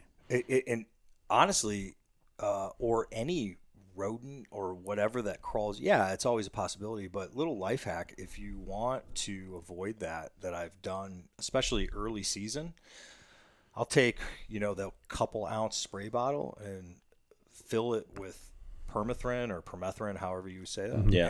and do a boundary around my floorless tent with that. Yeah. Which it seemed to work on our bear hunt. Yeah, we for were sure. covered in ticks. When we Ticks. were glassing and stuff. Except oh my for gosh. when we went to bed. Yep. Yeah. If we found ticks when we went to bed, it was because it was on us already. Yeah. But I don't think any were coming in. Yeah. And it really, it's still little life hack. I Yeah. mean, it's a And the only couple ounces. the only reason we were talking about doing your tent, the 2-man or the bottomless or whatever, just for weight, trying to keep it. The weight savings. As The weight savings light- of the floorless shelter Yeah. are Yeah, impressive. I mean we can carry extra water without our tents. I mean, just anything extra, and water's the biggest thing out there. Yeah, Can't find water, you got to go back. So for this Utah hunt, me and Dylan both bought, because in the past I used the floorless shelter too. I think mine was I can't remember what it was called. It was called the Madison. I don't know, remember the brand, but anyways, it was a floorless teepee. That's what I used on my elk hunt that I went solo, and I survived okay. I had a floorless teepee with a stove. It was real cold, so that really helped. But when we went to Utah last year, We're really worried about bugs. Early season, we were worried about mosquitoes. Yeah. Dylan was worried about scorpions and shit like that because he doesn't like snakes and scorpions and No, stuff. I don't mind snakes. I just don't want shit in my tent. Yeah. So we bought like encapsulated like hiking shelters pretty much. They're both Nemo. Mine was Yeah. Nemo Tracker and his was Same thing as yours, just not the. yeah, his was a Hornet, I Yeah, believe. yours is the Hornet. Just it's the. It's the don't you have the first- First it's the Light one? First Light Yeah, version, First Light yeah. edition of the Hornet, I guess. Yeah. So they're a fully encapsulated like hiking tent, and you do sacrifice a little bit of weight savings with that because I think they're like 4.5 pounds. Yeah. They're for not- for a not one bad. person, Yeah. 1 to 2 person tent, but they're basically a one person Yeah. tent. A lot of extra room in there when you're with Mm-hmm. one. So And I just seem to sleep better in that fully encapsulated, and I'm not sure why. I don't think I sleep good no matter what. yeah, I I'm one never of those sleep good. people like I just don't sleep good. Yeah, and on this last Yeah. bear hunt, that was proven. Oh, Caleb and Jay could not sleep. nah, it was a I disaster. zip my tent up and I sleep like a baby. 8 hours nonstop. That's awesome. Yeah, I don't. I think I don't know. I really think it's an individual thing because I worry about grizzly bears now. We're in Montana. We'll, You hear come something back to that. Hear something and you're just looking around. All right, we'll come back to that in a second. But yeah, when it comes to the sleep, I know there was a couple of times on our bear hunt where we were going to go back to town. We were going to get a hotel room. We were going to do some more e-scouting to find a new spot. And I'm like, I kind of don't want to because I'm sleeping so good up here. I'm going to go to this hotel room. Jay and Caleb are going to be snoring like assholes, and I'm not going to get any sleep at all. I'd rather stay on the mountain and relax. there are times where every once in a while I have a night where I sleep like a baby and I can't put a reason. Yeah, like I have no idea why. It has nothing to do with like physical effort during the day or whatever. I don't know if it's Yeah. Just because pure your body exhaustion. needs it. Yeah. I don't know. But what are you rocking for a bag? I have the Stone Glacier Chilkoot 15. So it's 15 degree Stone Glacier bag. You use it year round? Yeah. And a Nemo pad. So I used it last year when it was 100 degrees. At one point, I think it was 90 degrees at night. So the bag was there. I wasn't really using it. Did you sleep on top of it? I just had it opened up, sleep on top of it, and if I got cold, I used it like a quilt almost. Yeah. So that seemed to work out, and then I could. Is it It's a mummy bag. It's a mummy bag, but it's super wide in the shoulders. It's like as wide as this table in the shoulders. Yeah. So that's what makes it really nice. Dylan, what do you use? I got the Nemo. Yeah, he got a new bag this year. Yeah, I bought a Climate last year. Yeah. For Utah. It's a 40-degree bag, super light. Yeah, it was like the size of a tall boy beer Yeah, can. it's tiny. It worked. I mean, I think that's probably what I'll take on with us when we're mule deer hunting because we probably won't be cold. But just a lightweight bag, small. And then this year I got the Nemo 15-degree. Can't remember what model it was. I don't know, but it's a sweet bag. Yeah, it's super nice. So I'll be using that probably in the Elkwoods. Fits really nice. It's got all kinds of. It's got little pockets and stuff and mummy bag. So. Okay. Yeah. It's like a spoon-shaped bag. Yeah. Like wide at the feet, wide at the shoulders, and it sucks down in the middle. Yeah. I switched. I started with a bunch of nonsense. I tried cheaping out on a bunch of different things, a big Agnes, a bunch of bullshit. But I ended up settling on, and I haven't looked back with an enlightened equipment Quilt. Yeah. That's what he was because I am saying. a side and belly sleeper, Yeah. so mummy bags I don't think would work for me. Yeah. And I think I have. Man, I think it's a 0 degree. Yeah, that thing is puffy. Yeah, and I have yet to even be remotely challenged with elements. Yeah. It is the one thing about mummy bags, I think in my eyes, what I do like is you could use it as a quilt, but you also have the option to get in it. Zip it up zip completely. it up if it's cold, Yeah, because when I can zip mine all the way up to my face and pull the drawstring, and it even has like a cord around the neck that goes. It really tightens it in. So I feel pretty confident in mine, and I had it down to some real cold temperatures when I was elk hunting in Montana. But then I've also used it in 100 degrees, so I like the versatility of it. Yeah. Well, now I have two, so see how that other one works for the eastern side when it's warm. I mean, it's probably gonna be the same as Utah, and We're hoping for colder I weather. know. We'll see. It's super lightweight though.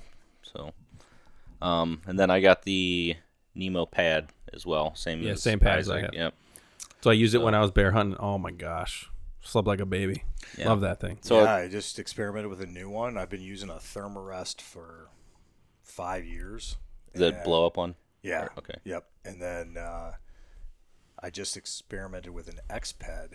I don't know the model number. Yeah. But it's phenomenal. I just tested it out in the backyard the other day. I just pitched Phenomenal. a 10 and slayed. It was phenomenal. Yeah. So I may be switching. Yeah. It might not be a bad idea either. Like if you have, because obviously I have two extra pads. That's too, what that I'm I bring. saying. Because last year I bought that Climate, that cheap one, which it worked. It's And just that's what I smaller. used for my first 2 years Yeah. as a So climate. it's nice to have that extra one because things happen. You pop shit. Yeah, rocks I and popped stuff. a pad when we were Bear hunting. bear hunting Montana. I dropped my tripod on it, and I had the stupid spikes on the bottom of my tripod, and I put a quarter size hole in this thing. And you couldn't have picked a worse spot to sleep on the ground. No, snowing, rocky, on probably a 15-degree incline. It was awful. On the ground. Oh my god, it was miserable. Our favorite in Utah is finding little cow spots where they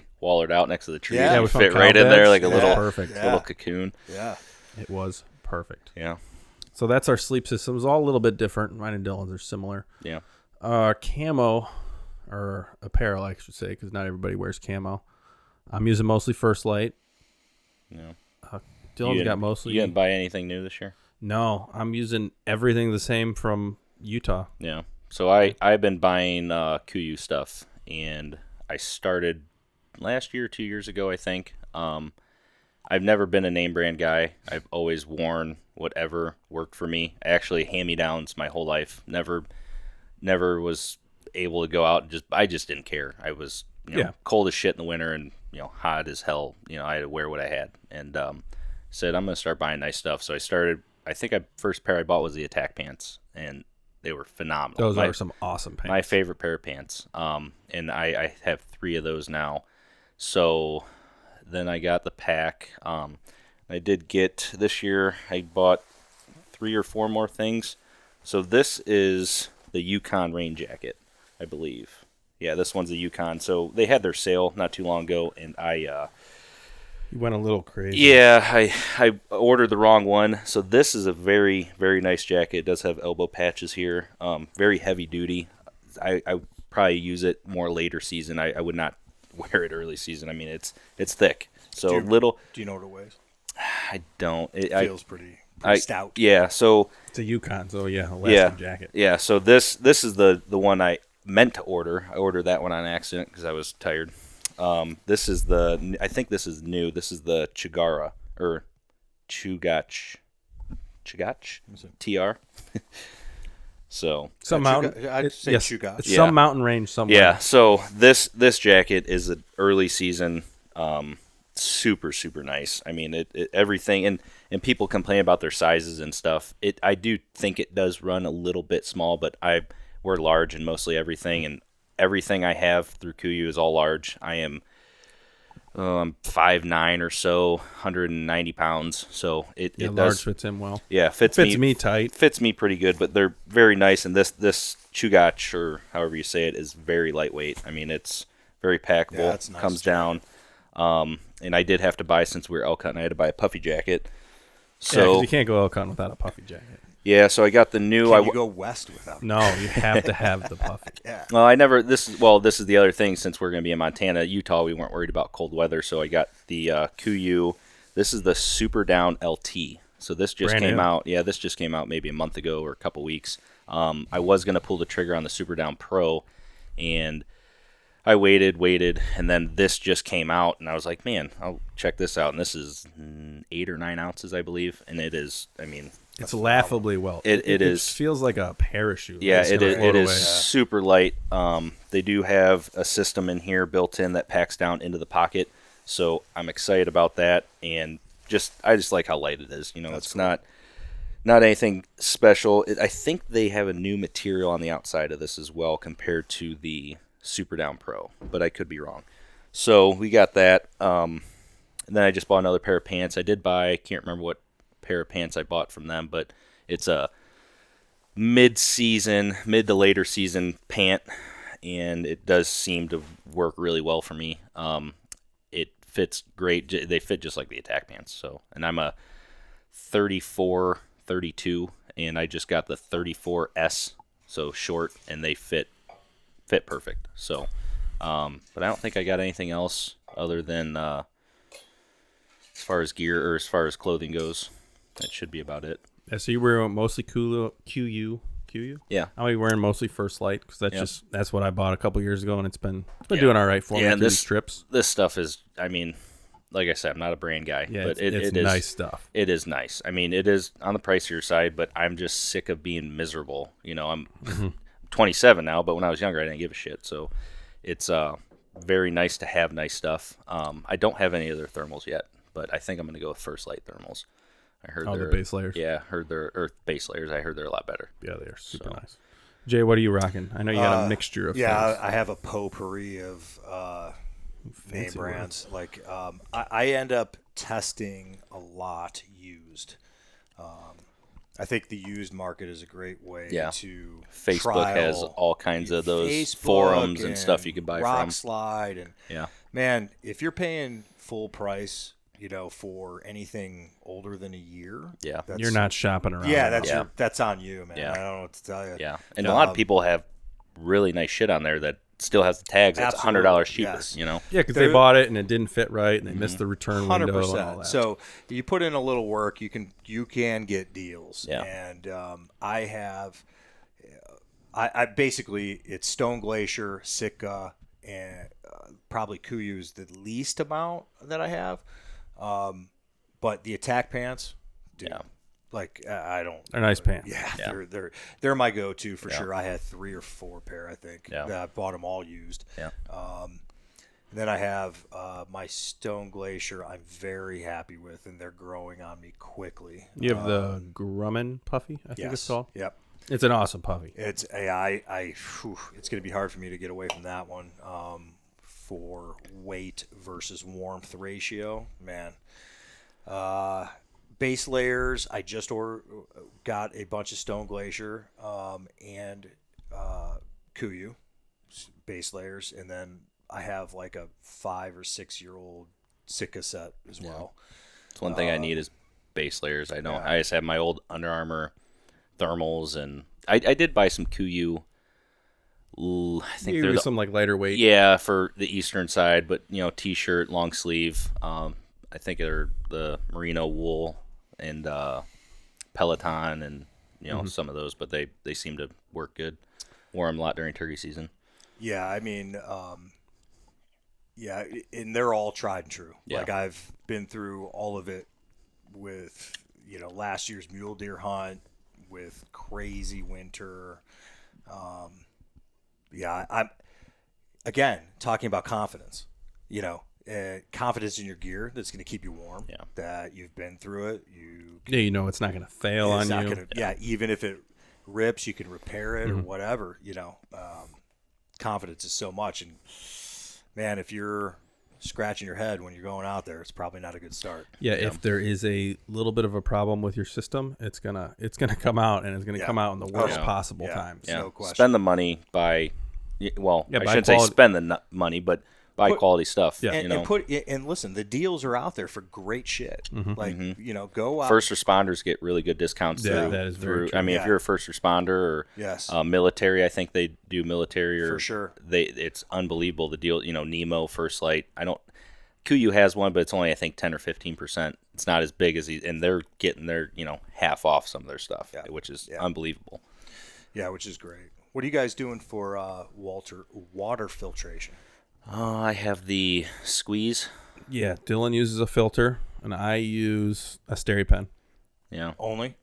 The SteriPen and the Aquamira drops. Okay, yeah. Like, because I'm a big believer in like a redundant system. And I also bought just the mini filter, like Sawyer Squeeze filter, because I know when we're on the east side, if we're doing any backcountry, we're going to be drinking out of cattle troughs. Yeah, and I have a filter, and that's the Sawyer Squeeze, and I think if it's bad enough, we'll probably filter and use your drops. Yeah, filter and drops.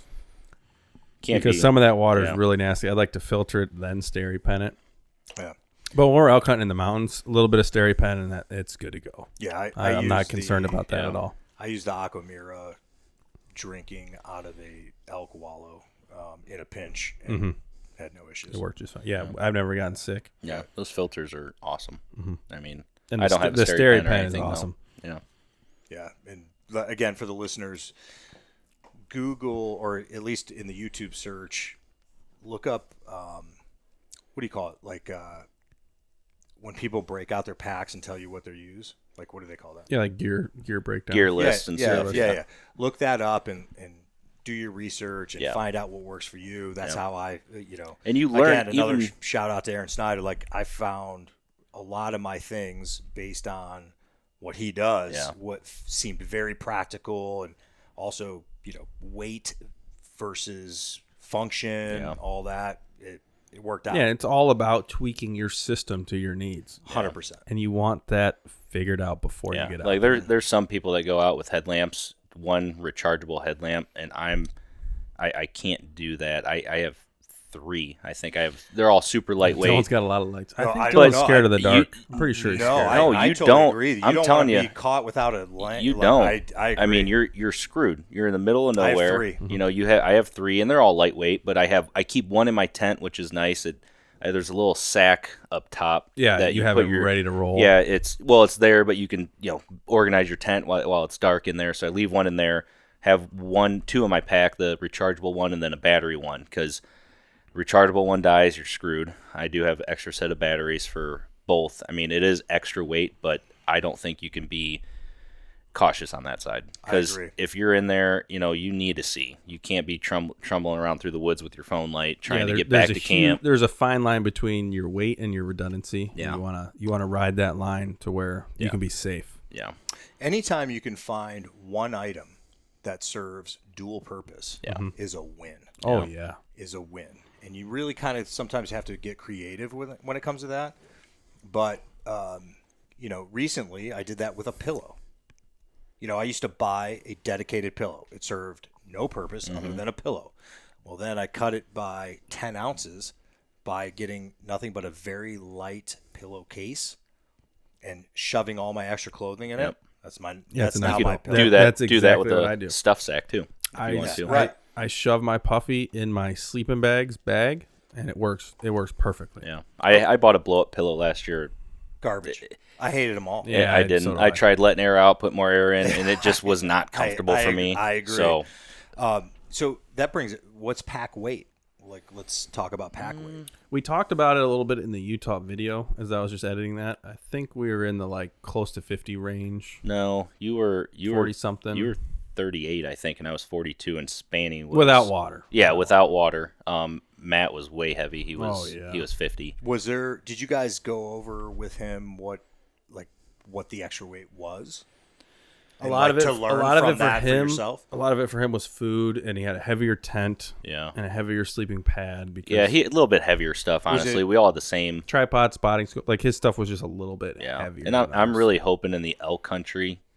Well, we'll see. But if you can lose the tripod and spotter, if you're because elk, they're big. You can see them. If they're too far away, you probably shouldn't be. Yeah, it's going to depend on Yeah. where we're hunting and how we're hunting. Yeah. If we're even going to need that. That's a glass. really good point, because the first place I'm going, I have zero use for Yeah. spotting equipment. Yes. Yeah. I'll have my chest harness, my bino harness, and that's all I'll need, because it's all pretty heavily forest. Yeah. There's nowhere to glass. Yeah, that's but- just all going to be on our strategy. And Yeah, when right. we're hunting on the east side, we're going to be living and dying by the glass. Yeah, Yeah. it's a luxury, right? To not have. Yeah. Yeah. Yeah, if you can, less things you can take is a plus. So, what do you think yours would go? For this elk trip, Yeah. probably I would say high 30s, mid 30s, because I'm not. If we're not having to carry a bunch of water. Yeah, if we're not having to carry a bunch of water, and if we lose a spotter, if we do the bottomless tent, that'd be a huge saver. Yeah, because when you start dropping stuff out of your bag, it gets light pretty quick. Yeah, and it's very nice. Are you guys going to share a shelter, or are you If gonna we're have doing your that own? lightweight thing, Yeah, Yeah. where we're chasing elk, we're going to share. Yeah. yeah, I have that. It's a Viam. I remember the name now. It's a Viam Madison, and it packs down like the size of a piece of paper, and it's I think it's 1.5 pounds with a carbon pole. It's so lightweight. Obviously, you're going to sacrifice some comfort because you're sleeping on the ground. But I have my kill kit. I carry. I think I got the marsupial bags for my kill kit or for my game bags, and then I did buy the 10x10 tarp. I think it comes with, or it doesn't come with it, but waterproof tarp membrane for putting your meat on, which is nice to keep out of the rocks and stuff. But put that underneath the tent, you know, so you and can sleep on that. Yeah, don't have. There's a lot of things we're gonna do, and we can really strip down our kill kits to just a knife and game bags. Because I bring a lot of extra stuff in mine. The only thing I have in mind is a knife, and especially when we're mule deer hunting, I'll probably lose a couple game bags. Elk hunting, I'll probably have all of them because I think I have 5. Yeah, we'll see how lightweight. It's all going to depend on the scenario. Yeah. If we're hiking back 10 miles and we're setting up a base camp, we might bring some more stuff. Yeah, because might be heavier. We might be in that base camp for 6 days so we can keep all this stuff in camp and we're hunting super light. Yeah. What are you guys bringing for food? I have a lot of peaks. All I have is peaks. Peak refuels. You owe me money, by the way. Oh, yeah, I do like it for those. Yeah, the refuels I have, I don't know, 25 of them because I use them for hunt around here. He loves those things. Dude, they're good. I got. They are so good. What's nice about Isaac got his little. I don't know if I can say this on here. Coke baggies. Yeah, my little baggies. My little drug dealer bag. Yeah, so I put seasoning in them. I put Bearded Butchers. If you guys haven't ever heard of them, they're huge, amazing butchers, amazing seasoning down in Creston. But I have their seasoning in little packets, and you add a little bit of that to your peak. Any of that, I have garlic stuff, but you put stuff in there like that, dude, it just changes the game. It brightens That you. is a game changer. It is. So I bring that. It's not extra weight, really. I just put it in my. Shout out to Bearded Butchers, man. So That's awesome. What a great call out. Yeah, I just put it in my they're all eating system. And then as far, if we kill something, I mean, I'm going to cook a tenderloin. No matter which we where. did last year at 1 a.m. on a Utah mountainside with sage. It doesn't get any better. It wasn't bad. It goes back to me, when it comes to satisfaction. Yeah, that outweighs That's the the size of the ultimate antlers. Oh, it was awesome. Fucking day. We sat there, ate it, and it was. And it felt was so great, good, and it tasted so bad. I didn't think it was horrible. Yeah. But it was the first meat we've had. Yeah, we're using like days. sage cactuses to smoke this over, and I'm pretty sure some of them were like covered in cow That's all we shit. had. We couldn't. I mean, there burn was no anything else. wood. Cooked it on a rock. That's great. But it was awesome, an experience I'll never forget. That's for sure. Yeah, and we're gonna be doing it again. Oh yeah, with some elk this time. That's awesome. So so that's our food, and Dylan's the snack master. I'm getting. I just ordered honey stingers. Honey stingers. Yeah. I got a bunch of waffles, some energy chews, and some of their granola bars or protein bars. Just try them out. But I usually bring, as far as snacks too. He's got Jolly Ranchers, telling you, man, Dum Dums. You bring it. He's it the is snack master. It is the best thing in the world when you're up there because you don't. After 2 days of eating that, and you're not. I would say after 2 days, you eat a sucker, and it's like a game. You just reset. It's like something sweet, different than what you're having. I still can't look at a Pro Bar or a granola bar. Yeah, because I ate those for days and days. I feel like I found. Go ahead. Yeah, I was gonna say, I found. I started doing this 6-7 years ago.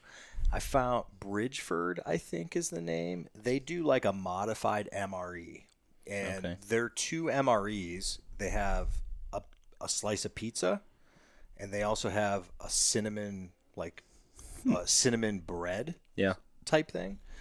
And like again, a Cinnabon thing. Yeah, it's like a cinnamon, but it meets that standard of 100 calories per ounce. Yeah. I want to say they're 3.5 ounces. Yeah. It's 400 calories or something like that. And to switch it up and to mix that into the rotation, because listen, I'm with you. I love peaks. I do.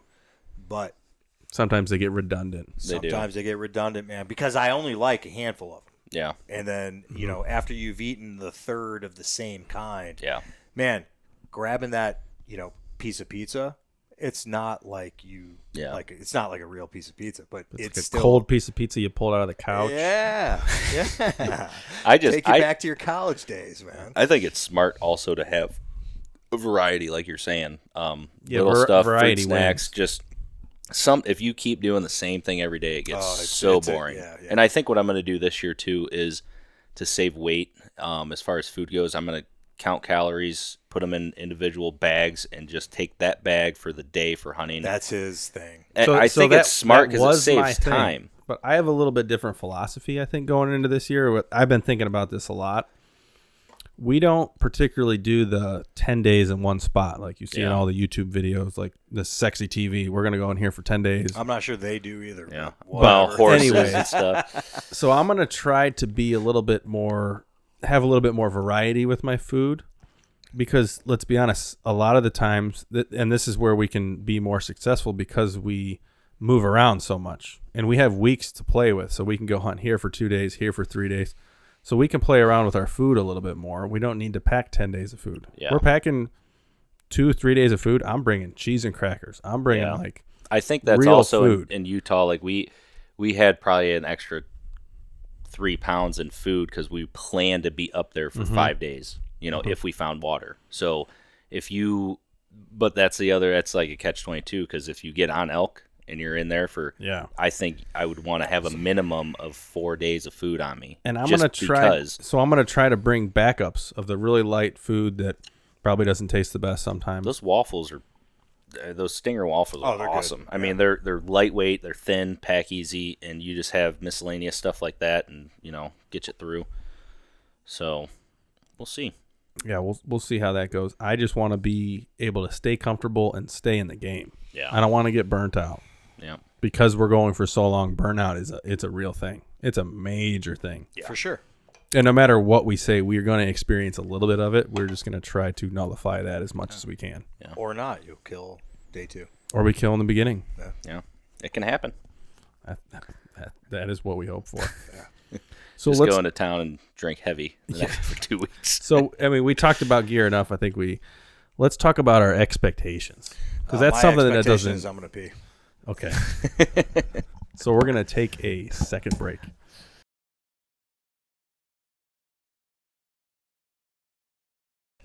Check 1, 2. Check 1, 2. All right, let's go. All right. We had a little bit of an intermission because we all had to pee. We were talking about our expectations for this trip. This is kind of where we're going to dial it in, finish it up, maybe.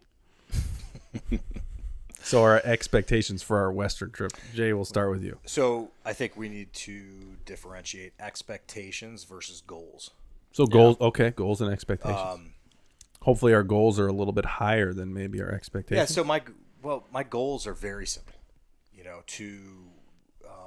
I think my goal is always the same, and I was just talking to Dylan about this. Like when I'm on my drive home, and I am looking back, I always slip into some weird depression when it's over. Like I'm bummed out. I'm looking back. I'm doing the shoulda, coulda, woulda. Mm-hmm. It's a mind game. It is. It's a complete mind fuck, and and you're not getting that back. You're never getting it back. You're never getting it back. And my goal, in the most general sense, is that is a minimum when I'm driving home, is the shoulda, coulda, wouldas. That I look back, and I've had both. I've had, man, I'm kind of proud of myself where I pushed it. Pushed, like our bear hunt coming home. Oh my God. I had zero regrets. There were, hindsight's always 20/20, right? Like I could have, should we have made different decisions? Maybe, I don't know. But when it comes to effort and, I wouldn't have changed anything. No, not at all. And I think I'm happy with that. That's my goal, is to have that driving home, looking back going, man, I pushed myself. I don't know if I could have done any more. Tactics are what they are. And there's always going to be what ifs. Yeah. No matter what, there'll be what ifs. You can have a perfect hunt and there'll be what ifs. But, when it comes to effort, that's in struggle and overcoming those things. If I'm driving home and I can really look in myself and go, yeah, you know what? I don't think I could have pushed any harder, Because if I'm coming home on September 28th, but I still have a tag in my pocket, I did something horribly wrong. Yes. Yeah. Yes. You know, and I think a lot of people do that. I think a lot of people like kind of tap out and then they regret it. So you're talking about if you come home before that next hunt even starts. Well, just in general, like Yeah. using that as like a very general idea, or coming home before you're out of time. Yeah. Stay out there. Give yourself that time. You're never getting this back ever. Yeah. Because 1 week later, when it soaks in, you're going to be like, You're going to regret it. You're Man, going to I should've regret it stayed. so bad. You're gonna and regret we've it all so been bad. there. I've been there. Yeah. Yeah. Yeah. I think you'd be lying on some level if you weren't. If you haven't Yeah. experienced Unless you were 100% successful. And even Yeah. when you are successful, you're like, man, maybe I should have passed him. and Yeah, shot a yeah, bigger one. absolutely. So, goals, that's my goal. Okay. Expectations, I expect to continue my success in finding the animal. I expect to continue my success in e-scouting and woodsmanship and putting myself on animals. In a situation to be successful. Yeah. That's my expectation. Because let's be honest, everything else is up to those animals sometimes. Yeah. Yeah. I And mean, you can't change that. yeah, and you know, if I kill, man, great. But that's the cherry on top for me. Yeah, and some people always, you go out there, you spend all this money and do this and that, you don't kill, and it's not about that. You know, not 'cause being sappy and everything, but it's an unreal experience to go out there and hunt with your friends and be on a mountain, wake up with the elk, mule deer. It's something that most people never experience in their life, and I am just grateful to be able to do it. You know, there's going to be a time that comes in my life that I will not be able to walk up that mountain, and I just want to be able to do it for as long as I can and enjoy it. You know, and that's where a lot of people they get pissed so they don't kill anything, and it's not about that. I mean, it's the experience that you could tell your kids, your grandkids, and something that there's just something about it. You know, and it makes a man out of you being up there. I mean, it's not easy. Yeah, no, I couldn't agree more. And like that's if you follow me on Instagram or whatever, like all 10 of you, like I'll sign a lot of hashtag seasons left, and like we were talking about this earlier. Yeah, I'm not sure. We couldn't figure out where it came I from. can't. Maybe it's something I came up with, but or I heard it somewhere. Whatever. It doesn't matter. But somewhere along the lines, like, quit counting birthdays. Yeah. Like, birthdays don't matter. Like, people celebrate birthdays. Yeah. To me, it's a reminder of how many seasons I have left Yeah. to do this.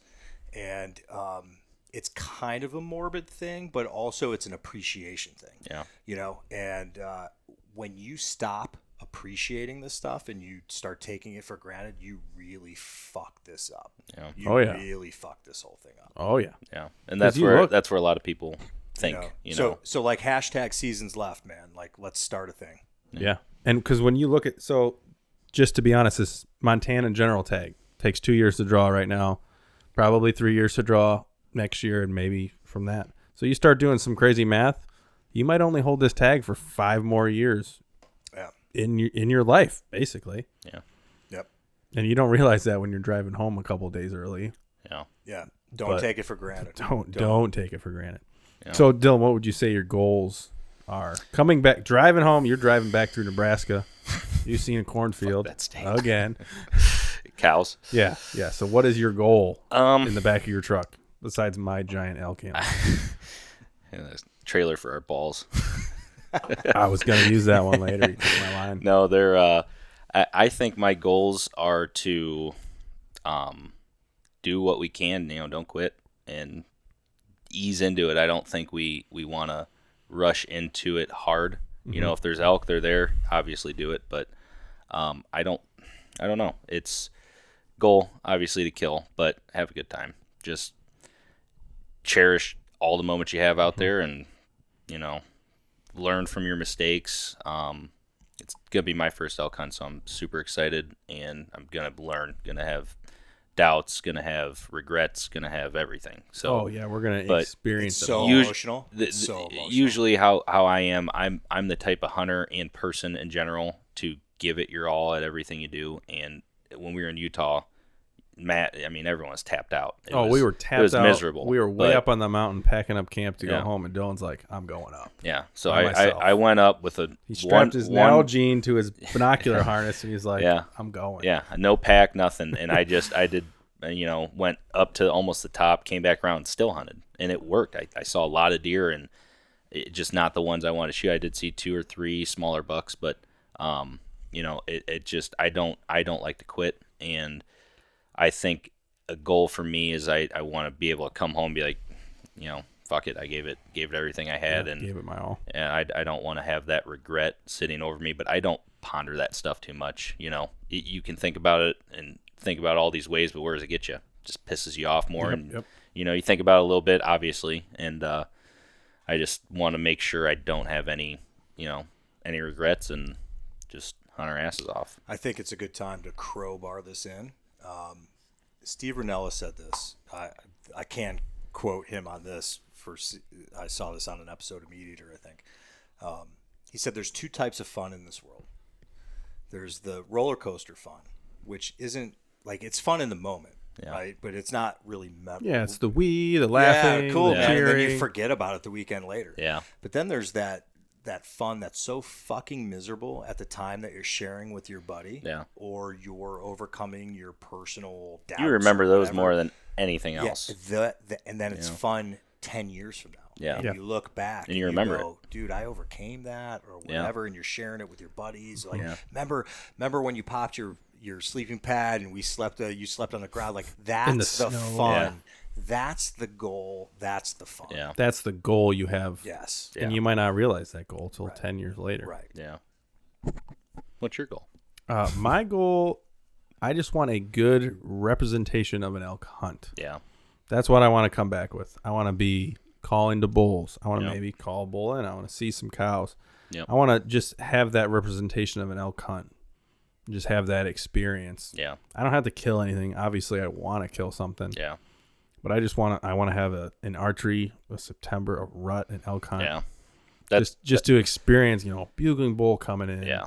Just to experience that satisfaction. Yeah, and I want to see what that's like. Yeah. No, it's going to be to have a bull bugling at 50 yards, just right at you. Yeah. My hair standing up in the back of my head. That's what I want to experience. Yeah. From the elk portion of it. And from our antelope and mule deer hunt that we have going on before that, I just want some good stalks. I don't care if they fail. Yeah. I want to find a bedded deer, and I want to put a stalk in. That is the one thing last year that killed me. We didn't get that chance. I think that's what pissed me off the most about that trip. And it's hunting, right? It's hunting. Yeah, you're not going out to kill the animal, and it was one of the best trips I ever took in my life. And, I don't look back on hunts and be like, man, that sucked. I can't believe I wasted time and money to do that. No, fuck that.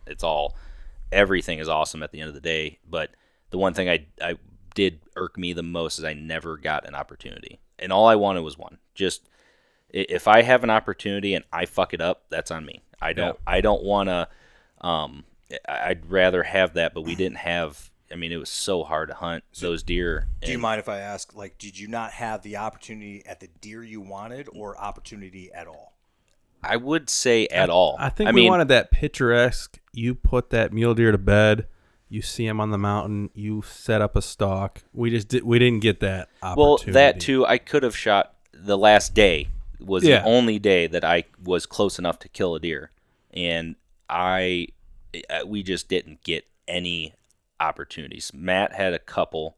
You obviously had one, but we just never had those close encounters or those. We could never put a deer to bed. Yeah, where we knew we could stop. Where we were, it was so hard to see, and it just that's these deer were bedding in the dark timber that we couldn't glass. Yeah. You almost had to hunt them like whitetails. You had to wait till they came out to feed and stuff like that. So I love stalking deer.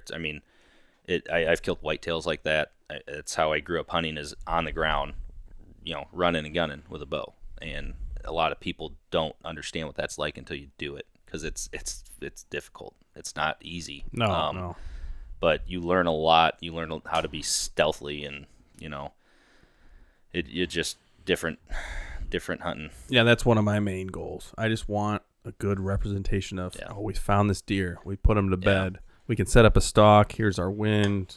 Yeah. Come in from uphill and all that. I just want that Put a experience. game plan together. Yeah, because we and never. it we doesn't didn't- have to be successful. Yeah, no, I don't care I about just, that. I at just all. want that, and I want to get the experience doing that as Yeah. well. Yeah. So when I'm going on love other hunts, I have coming up some. with game plans, figuring out how to get this animal, how to kill him, how to get close to him, or figure out for tomorrow. And we never even, I don't think, planned anything while we were there. So that really pissed me off Also, in that way. You're first. Yeah. You're first in that environment, Yeah. like that topography, right? Yep. Oh, Like, yeah. I mean, Yeah. Come on. We're babies. Yeah. Babies. Dude. Yeah. I never stepped but- foot in but- Utah before we started hunting. But Yeah. do you come home? Did you guys come home? Probably an individual question for the both of you. With that, what I said, could you have done the shoulda, coulda, woulda? Like, were you satisfied coming home with the effort? I think we're going to with answer the this very struggle? similarly. I think I was, because we did hunt our asses off, but we could have changed some things. I mean, we Yeah, could. We I'm a- should have I I'm think went. there's a difference between tactics and effort. Yeah. I'm a yes Right? and a no. Tactics is a hindsight thing. Yeah. Effort is not. Our Yeah. tactics would have changed hindsight. Yes. Definitely. But the effort that we put in for the tactics that we had in place, I wouldn't say I have any regrets from that. Yeah, I Like don't you think didn't- so. I yeah, mean, you we didn't bitch out. we went up, and every day, every chance we got, we were hunting, we were glassing. And we were so alone. Yeah, I don't know if people just weren't hunting the same way we are, but we were alone. yeah. And there's But our deer there. tactics, and we are planning on going back, so our tactics will change if we Yeah. go back. Yeah, either hunt where you killed and hunt them kind of like whitetail, spot and stalk when they come out, And we're going up. yeah high. Up and hunting down. We were down and hunting up. So Not good. It wasn't a recipe for success. Yeah, but Now you know. who knows? Yeah, now we know. Yeah. That's high country mule deer hunting. It was our first time doing it. Yeah, that's how you learn. And I did come home with a deer, so I was pretty happy with that. Yeah, I've never been so pumped to shoot a 4-point. It's awesome. yeah. So yeah, that's my goals. Expectations, I don't know what to expect, honestly. I don't know what to expect pressure-wise. We haven't really talked about pressure at all yet. Because I it's just such a expect the crapshoot. worst, Hope for the best. Expect the worst, hope for the best. Yep. Expect to see somebody else when you're hunting. Yeah. Everywhere you're hunting. Yeah, but Hope- we hope got, that doesn't we happen. got so screwed. I wouldn't say screwed, but I mean, I don't think we could possibly ever be as bad as Nebraska. Going back to that, because there is so much hunting pressure. Every pool off, there's people, no deer to be found. And I can't believe the way that we walked was. 70 miles and, It's all one buck 7 on public. days, One 6 mule deer days. or 2 mule deer bucks on public Yeah. and 1 whitetail. Yeah. So, I mean, you look back at that one's already out of the way. I don't think anything, especially where we're going to be, I mean, you can't beat it. Sleeping on a mountain, being Yeah. up there and just hunting, And we are spoiled with everything that we have now. I mean, people. Oh yeah, and I'm very optimistic that we're gonna have very good luck. Yeah, I am too. Good. I really do. I'm also, like I was saying, the type of person that I go get it. There's not going to be any quit until we leave. Yeah, we So- know we can work just as hard as anybody out there. Yeah, Nobody's gonna outwork us out there. yeah. Awesome. So Any finishing remarks? For me, I would say, not to get too emotional or anything, but don't take it for granted. No, never.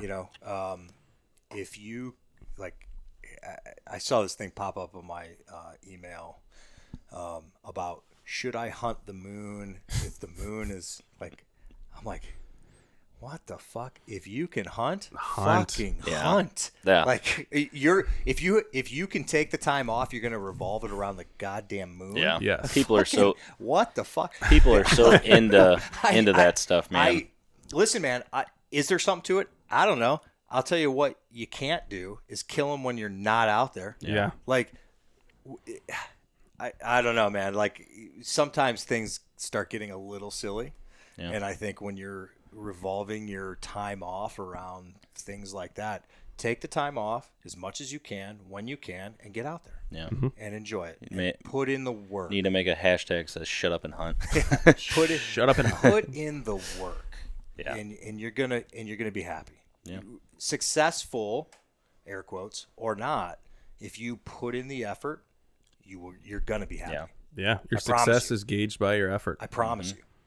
Everyone gauges their success or whatever based on killing everything, and it's just That's just not the case. No. And I mean, anybody that's I'm- out there really doing it Yeah. knows that. Yeah. I am know so happy with how Utah turned out. I'm so happy with every hunt I've ever been on, not been successful. I mean, the experiences you can't beat them. No. You know. Yep, exactly. Well, I think that's good. Thanks for listening. This was the Deer Shop Podcast. This was a long one, possibly a two-parter. Two-parter for sure. And we'll see you on the next one. Deer Shop out. Thanks, fellas. We're gonna kill.